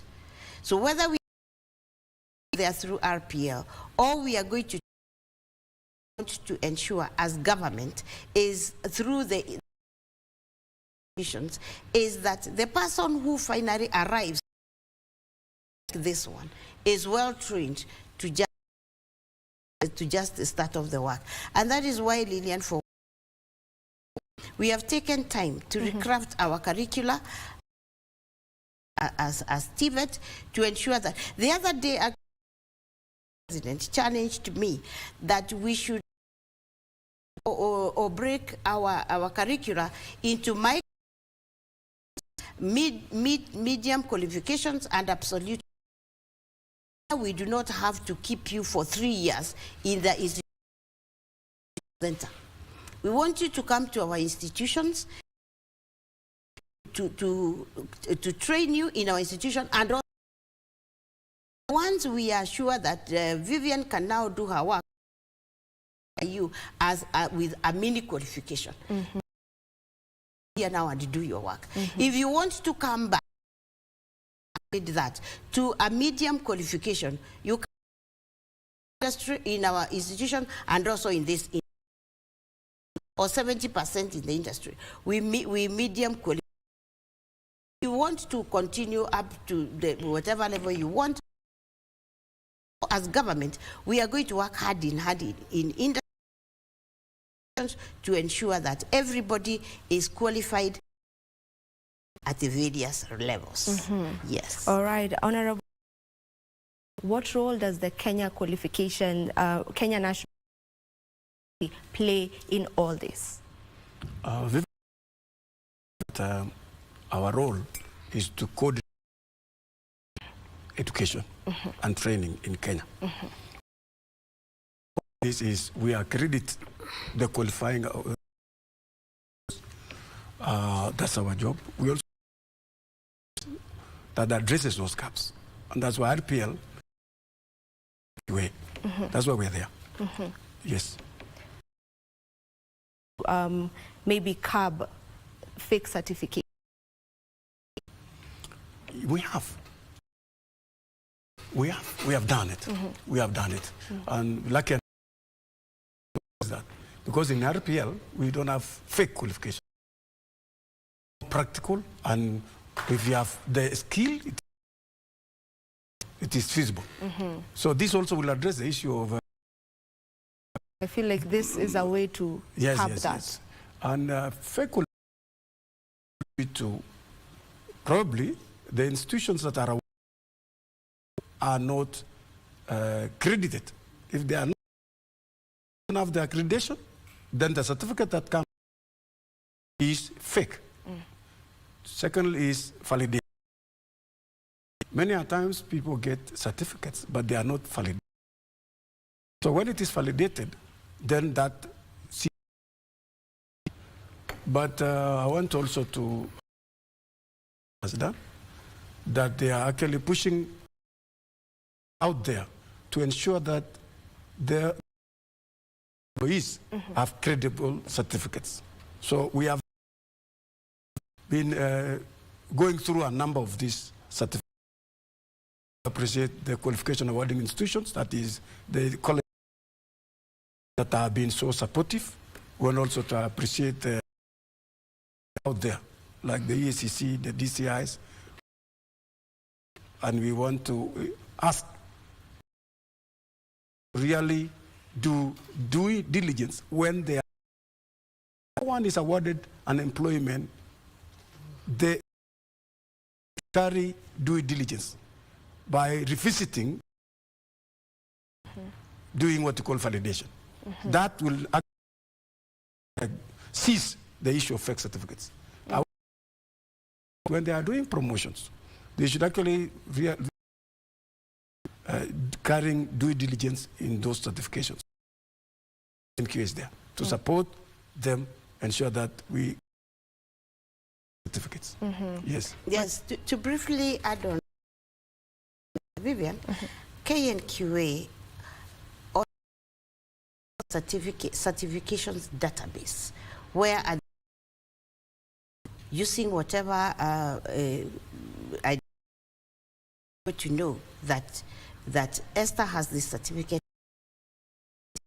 So that is a major role of KNQA. Just like NEC, that you go to NEC, request of a certificate, you'll be able to get it, and that is another role of KNQA as well. Having that database where Honorable Kiptis has put it, if you want to do your due diligence, walk there and we'll be able to tell you whether this certificate. Secondly, again, like we have said, it's a way of ensuring that you have a certificate of what you can do.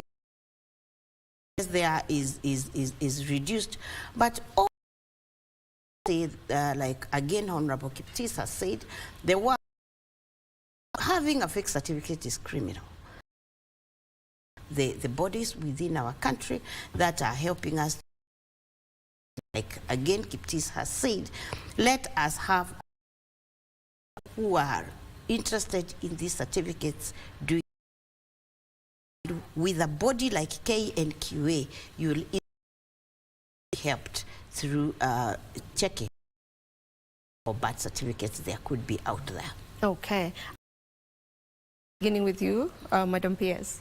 Yes, my Vivian is ready to encourage all our register and be able to be assessed within our TVET institutions, our young people that now we want to train 20% of our, so that nobody has to think that board and this laborious academic journey does. And more importantly is that youth should view themselves as failures. You should view yourself as a failure. Every opportunity in this country, and we as a government, that everybody gets an opportunity to get a certificate, to be well out there, giving very good work. Vivian, we are looking at ourselves as a people who are going to babysit the industrialization. Industries need people who pools of skilled people to come and invest in any. Industrializations requires money, it requires machinery, and it requires market. Of all the is the most important. So we as a ministry, we are looking into providing this is going to babysit the industrialization of this country upon our young people. Opportunities belong to those. Let them come to us. We are going to skill them. We are going to certify them in readiness for the of this country. So really, mine is to call up, readied ourselves as a ministry to be able to skill the industrialization of this country. Thank you. Honorable Kip. I want to still make an appeal to youth to take advantage of the sector. We have now 3 pathways. Take advantage of the 3 pathways for your own development and for your own. It's available. If it is not the one for education to the PhD level, new pathway of RPL, this will give you for your success and development. All right. Thank you so much, Honorable Stanley Kiptis. Esther Moria, for gracing our studios, shedding light on this very new concept that we are understand, that is the recognition of prior learning. And right now, but don't you go too far. Good Morning Kenya continues with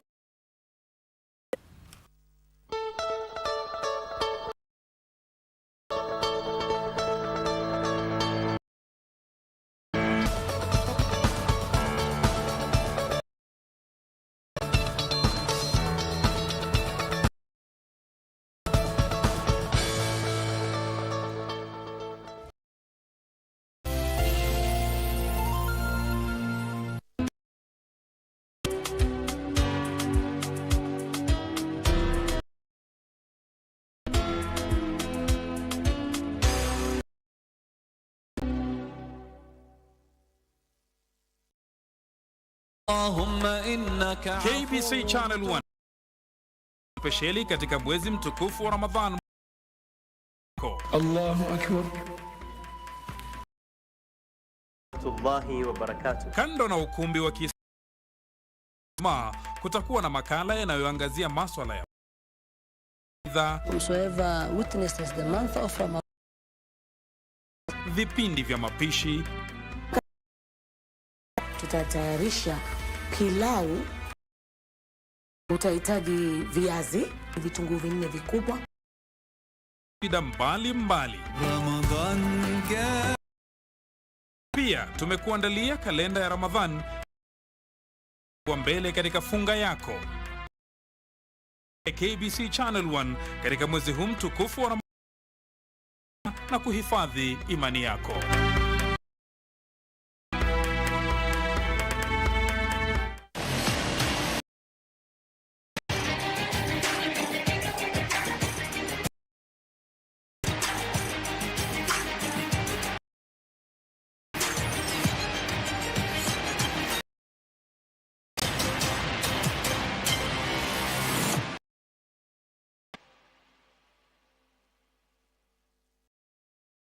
Christopherson. I am the founder of Kenya's Safari Rally, the Lionesses.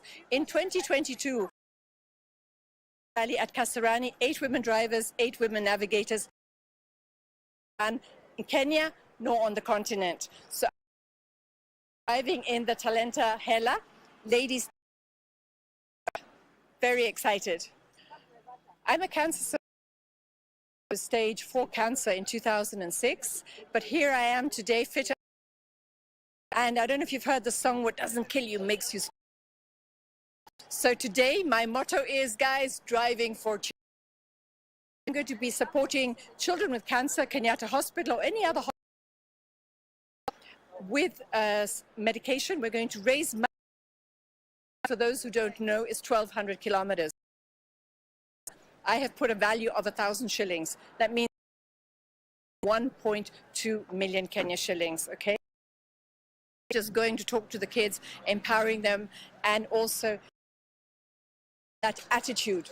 And it's that same attitude that you as male-dominant sports, such as rallying, you have to enter the sport with a you're going to survive. And it's not just female navigators, we need female mechanics, we need female engineers.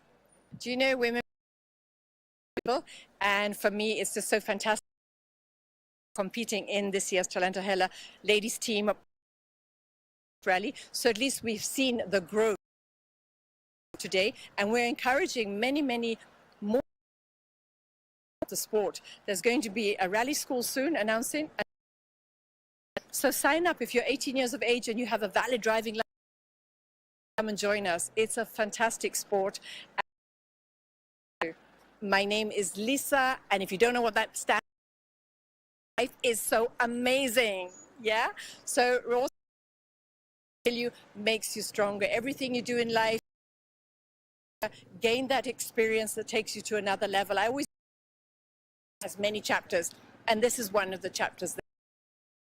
So follow me on my Instagram, Lisa_Christopherson. My journey.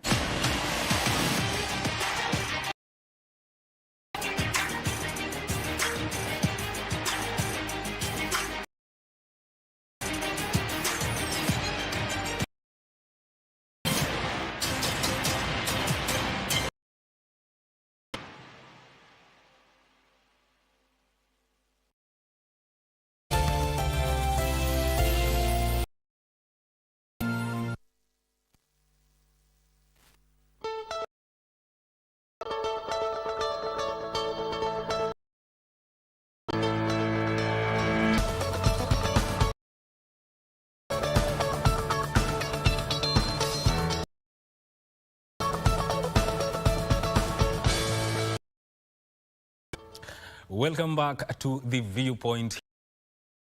Morning Kenya, and thank you for tuning in and making us show in the country. Now we shift gears. 1st of March every year, the surveyors across the Global Surveyors Day, and tomorrow marking that day. And the theme of this year's is sustainable development. Let me get that again. Surveying the path to sustainable development. Studio to help me with that conversation is Ogwa, who is the Deputy President, Institution of Kenya. Welcome to the program. Thank you very much. How are you doing? I'm doing very well, thank you. Yes. Surveying in the first place, it's a broad profession. Someone out there who hears about surveying is land. Maybe you unpack that. Yes, Mike, giving an introduction of myself, yes. If I get the Deputy Institution of Surveyors of Kenya, and Surveyors of Kenya is big. It just doesn't have land surveyors. Mm-hmm. Kenya has, it's very, very broad in there. It has land surveyors, the ones who give you the beacons. Yes. It has the who assess the state of a building. It has the property managers, collection of the rent, the management, the tenant and the landlord, and keep the relationship in terms of collecting the rent, doing the general. It has the geospatial information management. It has the engineering surveyors themselves. It has the estate agents, the ones that sell. And in our institution, we have 8 chapters. Wow. That comprise. Yes. Now, we are talking about surveying the development, and it is part of the theme of celebrations. What inspires them? Yeah, first of all, I will say that profession started in the when the Egyptians would need to do accurate boundaries, mostly for taxation. And thereafter, it has developed into the need to to make sure that we beacon it, or we create the space to be able to use them in the best way. So it has grown from that, where you use into a situation where you are now creating a lot of information to be used for planning purposes. Noting that we don't have more of land, we cannot create more land, use it sustainably. And professional surveyors are people who is interacting with land, the way I've said. They are for how we are surveying, how we are valuing what we have right now, so that it can be useful to future generation. So that is the reason why we are doing ability, making sure that professionals is sustaining what we have. Well, can be utilized, and we in simple terms, we are not missing. Thank you. Now, when you talk about sustainable development, pursuit of social, economic, objective. Now, how do we put in this whole aspect of SD? Now, thank you, Mike. Is to map or to put in the land surveyors or the engineering surveying all define this, restrict you, tell you this is where you can. So they'll give you the definitions of the sizes where to in planning of development, documentation that we use, navigation map are used in databases for mapping where our forests are. They are the people. They are the people who will define where the mines are. They're able to tell you where the road should pass. They're able to define spaces before the development themselves, and then the valuation, the other professional. So because of this, then they need they're incorporated in the economic development of our country. Before any title is and say, this is where we'll put our road, this is this is where the smallest we can go. Make sure that we can be able to tell this is a restrictions on a certain. In the agricultural area, it's also they're the ones to be able to add developmental restrictions or planning regulations. But as I would say, the other surveyors now come in. And so come in after the surveyor, the land surveyor, or the engineer. They put in the beacons and defined how the ground should be utilized. Yes. These land are very sensitive. You'll agree that it has brought communities and even families. Now, when it comes, what do you think Kenyans, especially from surveyors? To learn that land doesn't expand very well. And the way we with that land, don't push your surveyor, for instance, to over-subdivide it. Or you need to work with a be able to maximize on the benefit that you can get. For instance, if we have into an eighth of an acre, all into a quarter of an acre location, if we lower that, it has an impact on external use, where now the climate change issues come in. To be able to plant trees. If it is too small, we may not be able to use it for agriculture. We may not. If we have an eighth in an area where land, surveyor is able to guide you to help the common man, and how to utilize their ground. And also the interpretation of title deeds can be opposite of what the exact. Yes. How do you help people in ensuring title deeds? Now, the role of a surveyor again is to come in and help you know the extent of your boundaries. Find that your title may read an acre, but difference, either the way it was, the beacons were put, maybe, and so it has come, left with a bigger piece of land. When you involve, yes, you utilize a surveyor, the help you put back your beacons in the right place. Surveyors resolve boundary disputes because they will come and actually the beacon ought to have been in this location. And where your title reads and on the ground it reads differently, again that's a they're able to help you get the correct dimension, different tools that they have. So surveyors are no longer very different modern tools that would very let you know what your size is on the ground. And actually, that next question about the place of innovations, surveying and achieving the sustainability is concerned.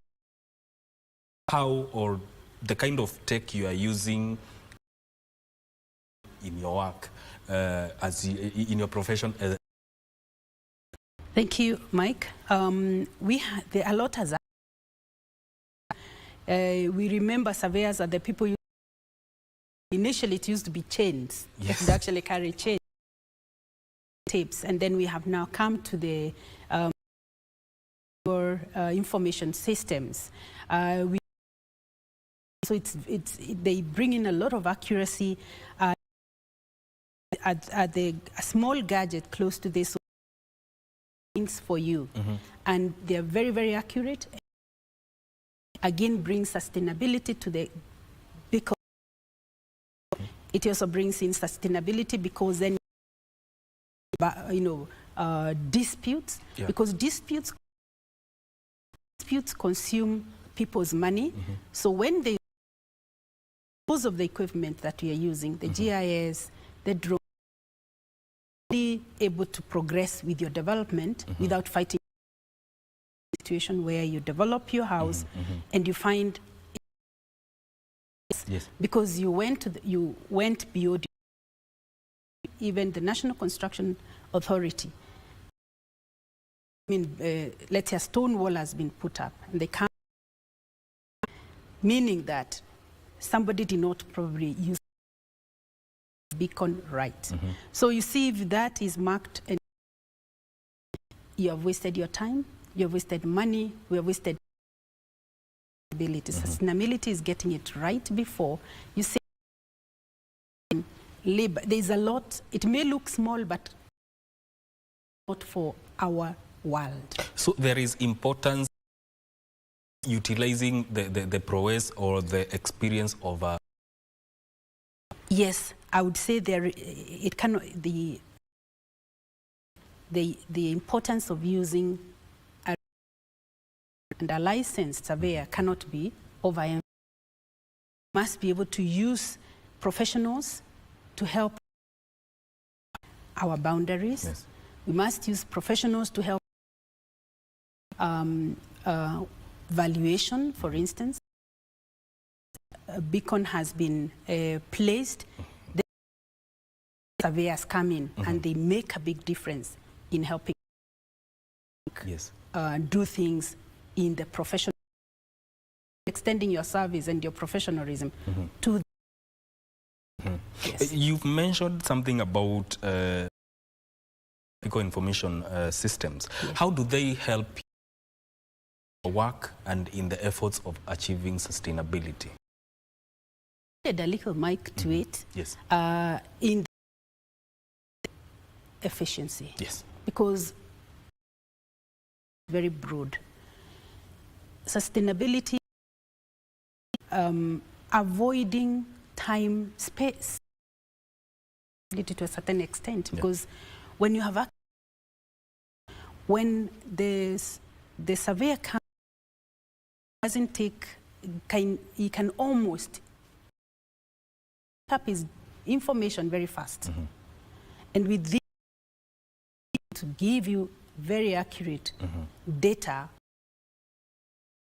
All, if it is is a government institutions, you are able to get data on where to position a road in terms of gravity, in terms of the soil. There's a lot that GIS makes efficient for everybody. And that information is very easily available. And like where you need to type it, then you utilizing it. It makes it very fast. The aspect of improving on our. And even as we talk about how surveying is helping in achieving the SDGs, what for us as a country to achieve sustainable goals? Probably just, Mike, I will say there are several SDGs. Sustainability of land. Same point that we mentioned. Yes. Land is scarce. Maximize on it. Yes. We cannot issues of climate change. There is issues of pollution. The surveyor, again, not just we look at the role of an estate agent, the manager, who recommends or who uses chemicals, for instance, to manage a property, to clean a property, maintains a property and saves electricity, for instance. So not just the land surveyor, aspect of surveyors or surveying, is to help us in sustaining our environment growth. Yes. For social equity, when the common man on their right to ownership, their rights in land, them, this is your right. You can be able to buy another property, can take a loan Yes. from a bank. Yes. Or us in improving the economic status of our country. Concentrating on sustainability as land that can be that helps us. When you do surveying and in the development Yes. of that country, Yes. of our country. Yes. Surveyors have a great role to play. Our economic grow. Yeah. Just go back to my point of, you have begun with somebody is able to develop their house. The value comes of that property. You're able to get a loan from a bank, progress, development of a high-rise block of apartment. A manager who comes and helps you collect rent on time. Yes. Again, there is economic growth. In the wrong land, sustainability. Impact is how we utilize those professionals. Plan, manage the resource. Is one critical resource, and that is land that can only increase it upwards, but will never probably have a bigger. Someone is asking me here. Yes. In large adjudication process, and what does that process? Thank you, Mike. Yes, we are. I surveyor called Land and Administration Manager. Yes. Administration Manager is actually to deal with, and this is to ensure land that was not surveyed and given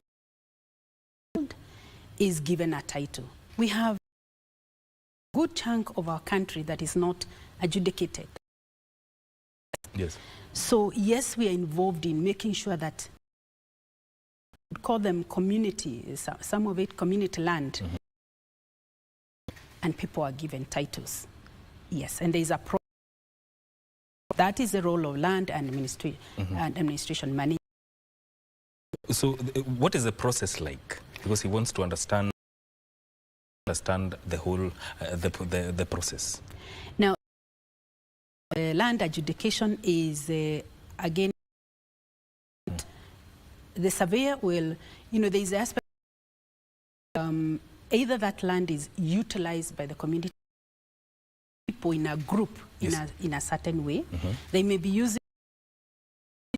using it for farming. They are continuously used, but to a certain extent they have marketed it, so you can either we'll either take the demarcation, yes, or we will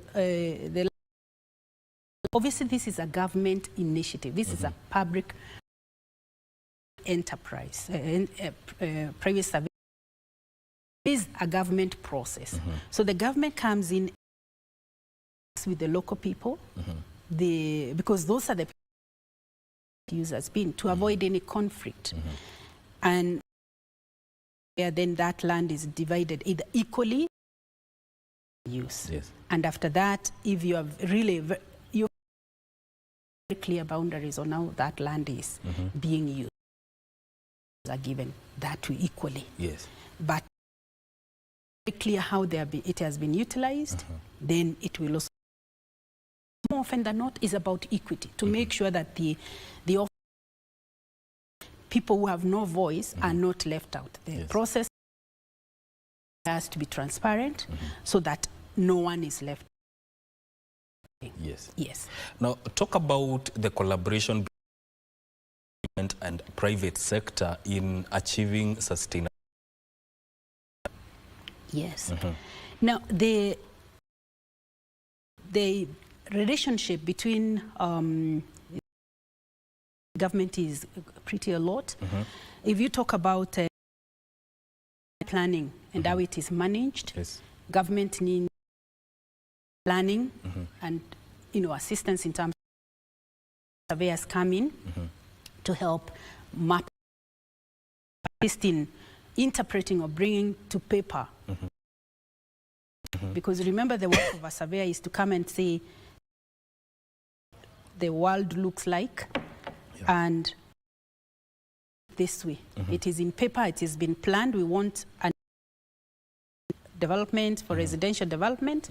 The person is a surveyor, so that is a relationship.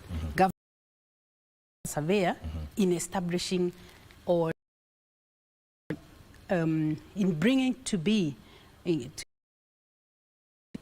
planning, whether it's urban planning and the planning of a country, how it's going, the land is going to be or be interpreted on the ground by a surveyor. Now,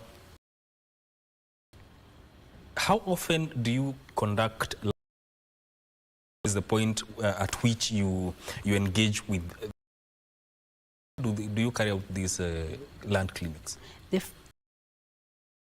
The first global land survey day or clinic or day was started, and since then every year on 21st we do conduct land. The essence of land clinics is to bring our services to the public, to let them know what we do, the need. For instance, this year we want them to understand in their lives in terms of property, in terms of selling a property. What are the key areas when you're selling a property? Whom should you deal with when you're selling? Registered estate agent who is governed by. Those are very many. We have 3 boards that are as an institution. So how do you ensure that your title is accurate when you're? You want to make sure there is a title search done, instructed within the lands office. You have gone to the land. The public know the steps to take to property. We also help them know doing your surveying. What are the key areas to look out for so that, for instance, if someone has an acre, they will not know that equally. Yes. We have to surrender some sections for the public, such as roads. Yes. If you have 10 acres, you might be asked to give us a pool. How do we utilize those? We also help you know how to sustain. How do you what you already have? If it's a building, you have a property manager help by proper management. Your rights as a tenant, your rights as a. So there is a lot of interaction for the public and this year we have we're doing it in Nairobi, we're doing it in Meru, we're doing it in Vihiga. So there are several people to kind of to devolve is able to get this service. Yes. Yes. When we come back, we'll be talking about Kenyan surveyors face today, especially when it comes to a chair. But we'll do that after this short break.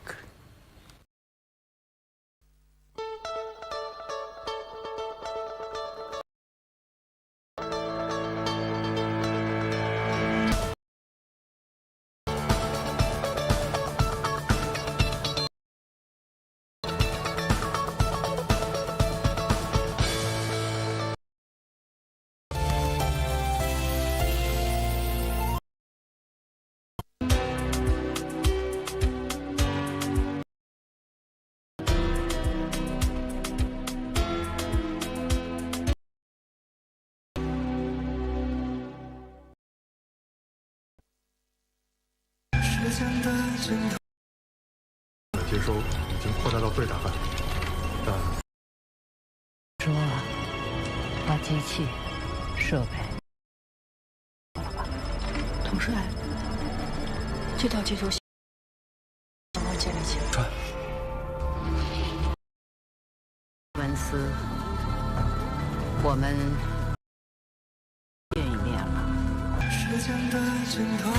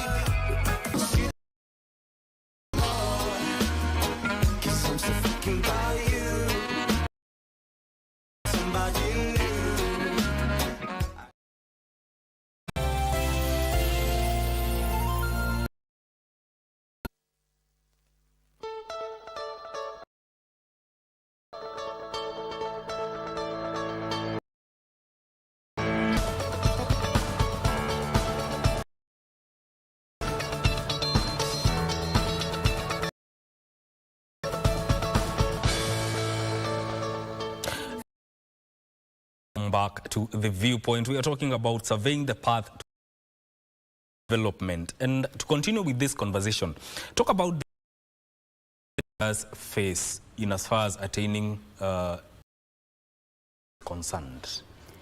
Yeah, thank you very much, Mike. Some of the challenges that we face, a lot of informal land transactions. You may find a title has progressed courts informally many times. So you find you may be, and in between there may be transacted and they are no longer alive, and or they are moved. There is that informal. There is also overriding property, or you could have land that has more than one right. Unclear boundaries. Unclear boundaries, disputes, like I would mention. Indeed, land court is established to deal with land issues or disputes. We have a full land, a court on its own dealing with that. A big deal in Kenya. So you find if you're in a land, you have to look at the history and find. The other challenges is land mapping project. I mean, there are lack of finances to do our mapping as a country fully. Ongoing conversation, and so is to finalize and make sure that every part of our country is mapped. And so impact on the valuation process, it has impact process, because if it's not very clear where the boundaries are for everyone, it also means that you can't just come in. Yes. That would hinder our SDGs. Yes. Now, are they replicate from a general perspective of Kenya and you're practicing? Are they the same, or they're away from achieving SDGs? Yeah. The challenges are very different in different developed world. Their progress in terms of very different. Yes. And for us, the attachment that we have on land, they are solely owned, fully owned by government. Yes. And also, again, the interest, the challenges will be different, because too much attachment to your individual title. Probably is carried out by government and you're given a section of it, or you section of it. There are countries that do that. But in our case, owned by an individual, obviously, essentially, you have a title to it, so you have every claim to it. Very different in different countries, depending on how. I should say that as a country, we have made good progress. Region, we have made some good bit of work to be done, so that we ensure every part of our country that enables each of us to utilize our anxiety. Yes. You can develop any part of your land. Now, surveying operations are also protected. How has the surveyor you in dispensing your duties as a surveyor? Thank you. Thank you. I would say that, again, as I mentioned about Surveyors Act, we have, I would say, Valuers Act, the Estate Agents Act.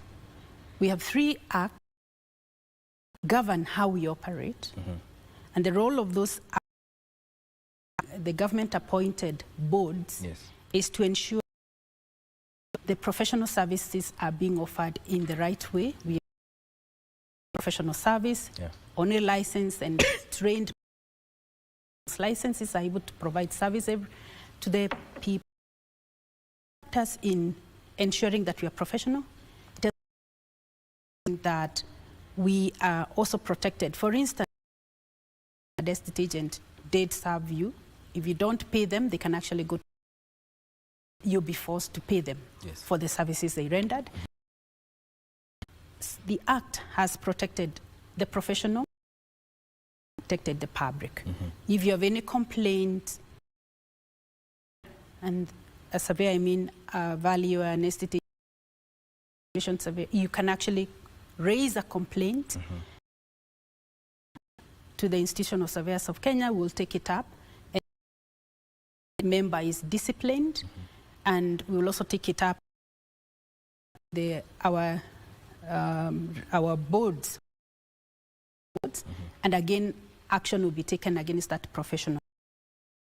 Both the profession and it gives you the comfort that you're covered. Practicing of surveying. Yes. You operate with it. Now, talk about how surveying helps reducing within communities. Yes, thank you, Mike. When you have disputes, risk on land matters, that's a risk.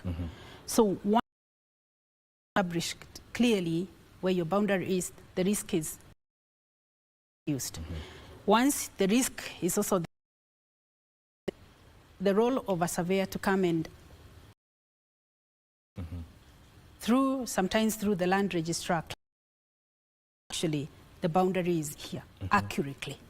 So the risks are managed and reduced. And itself, when it comes to the developed risk is reduced by ensuring that the properties are well. A manager ensures that the generators are taken care of, the lifts are functional, so then on the built environment that way. You also manage risk in terms of ensuring the person buys the right property, so that you don't find you help in a little bit of due diligence, ensures the person buying does not take the risk. Yes. How has research helped in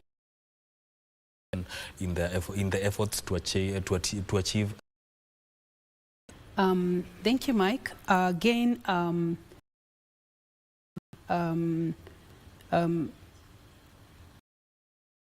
when it comes to sustaining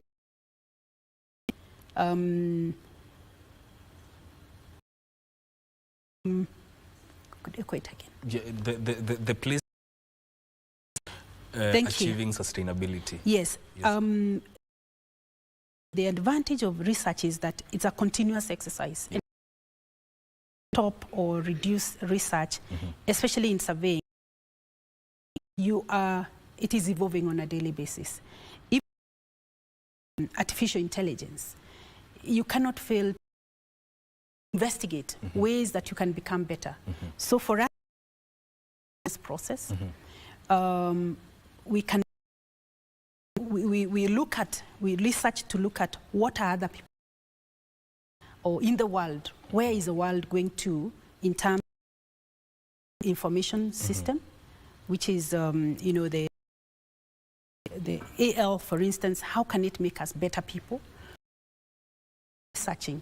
In fact, as we are doing our strategic plan for this current season, we are would like to actually embedded in a strategic plan in a big to make sure it is very well researched, so that we can be able to one else, but also look ahead and see areas that we can offering our surveying services. How to, for instance, the green belt, you need to have done research and train yourself, resources, or the information that you have to be a better surveyor, to offer value. Looking ahead, for instance, if you think of the if we probably may or not have been, have to think ahead. What happens if you're a property manager, agent, and you're impacted by COVID? How do you still sustain yourself? How don't you close your, where are your source of income? So that comes in through research. What role do you play in raising awareness of sustainability development goals within communities, creating a sense of participation? Yes, I think some of the ways is basically like what we are doing this year. Clinics are important because then we are able to tell the common their role. We are able to tell them what we do and how we support them. So I think that's obviously a continuous engagement with the public. Forums through which we are able to interact with the public can be part of the sustainable development. Do you think there is enough information surrounding in the public, or they just hear it in such forums?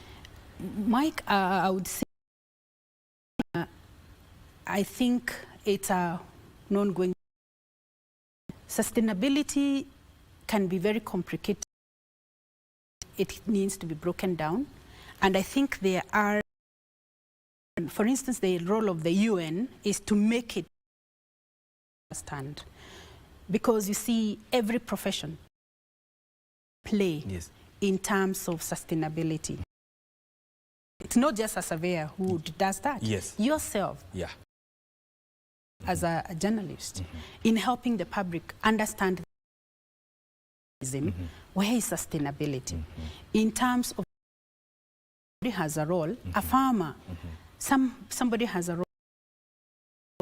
How can we deal or in SDGs? So it's a very broad aspect. We can more role of ensuring that in surveying and how we are interacting with the public, we let them know what in sustaining our environment. In your own assessment, interacted with the public, how would you say sustainable development goals are concerned? I would say generally, I think people are they are aware. It may not be in the finer details. Conscious. We are conscious because if you notice consequences of the things that we do, see where we trash or throwing garbage in the streets.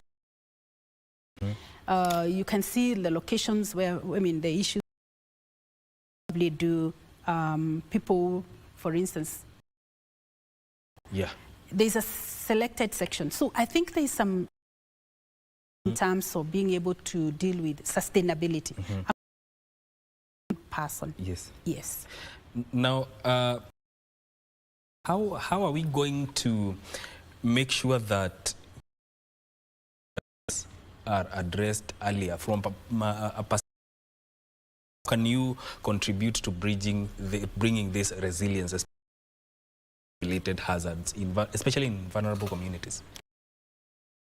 I will say again, it is in giving the right, ensuring that our protected areas, the forests, sensitive wetlands are protected. But to do surveying, or you're asked to do surveying, we shouldn't touch such.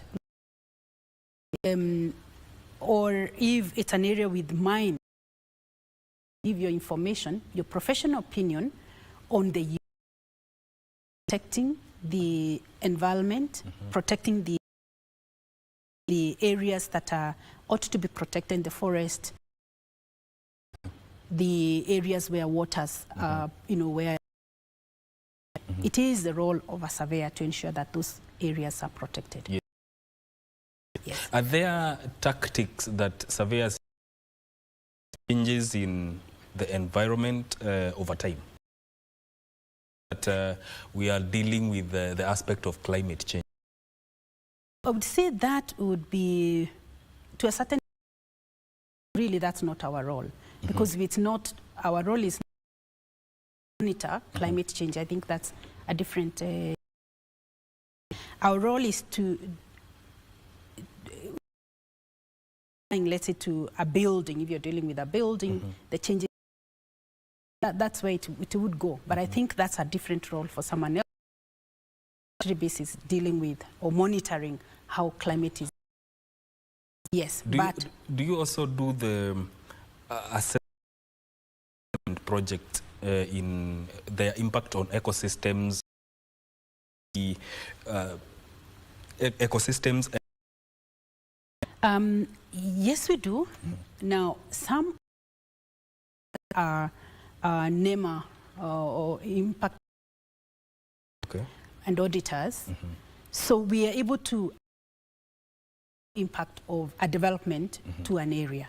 So to give an informed on what the impact of a location would be. Yes. Of a development. Yes, let's come back to this year's the day that you're marking Surveyors Day, which is tomorrow. So what do you want to achieve for this year alone? Mike, for this year, we are ensure the public understands as it relates to sustainability, to ensure that preserving what we have. So our people are possible, are able to understand what do we do. Evaluations, our estate agency, land and you through from the beginning of when the title is. Our desire is that Kenyans can understand that we partner with them on a daily basis and that we have, so that we have more to deal with in the future. Our advice, for instance, towards divide, let's say their country actually set aside an agricultural piece of land, community area, I mean a small area where they do development. So if we can be able to take some of this and decide, let's own our agricultural 3-acre eighth of our land and put our houses there. Land to give more production as opposed to divided pieces of land. Because to what extent take our land? How many times can it be divided? So we must ask ourselves those questions. That is the information communities. We need to think about the future. It is one been divided into an eighth. You have 3 sons. What? To make sure we still have productive land. And is it the high time, I mean, is it high time we started thinking of, and your brother has the house and your above yourself. So there is a lot that we need and discussion that we need to have with the public. How can Kenyans participate in marking this day? Much, Mike, and viewers, I would like to say that you can in the locations I mentioned. Please be part, ask questions, come and be informed. Yes. So within the clinics, so for us is to come and have a discussion. Yes. Yes. With any issues of your titles, with any issues of your, if we'll give you professional advice for free. Yes. Thank you so much for gracing our show and the ways that surveyors are using to attain sustainable. We have been talking to Nelly Mbugua, who is the Deputy Institution of Surveyors of Kenya, on the viewpoint today being. My name is Mike Megwe, and this is where we wrap up in Kenya. Thank you for tuning in. Continue enjoying the rest. Good morning.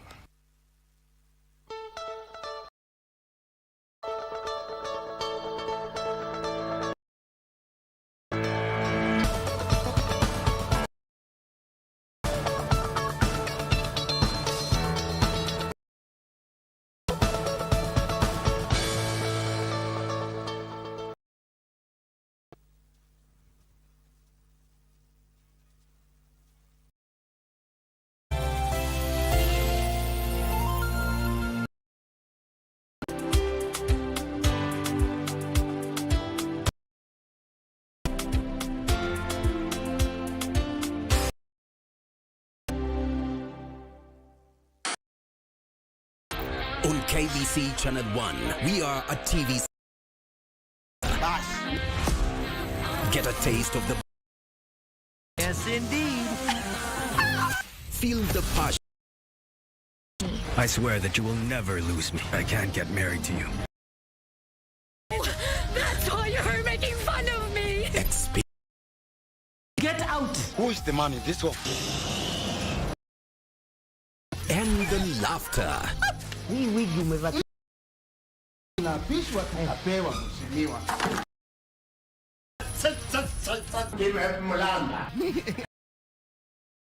the beat.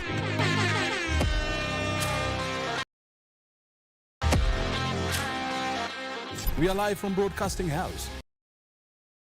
Latest happenings. KBC Channel 1.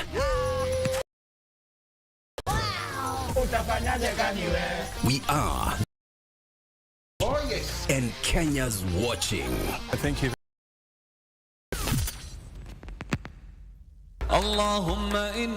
KBC vipindi spesheli katika mwezi mtukufu wa ajili yako. Allahu Akbar.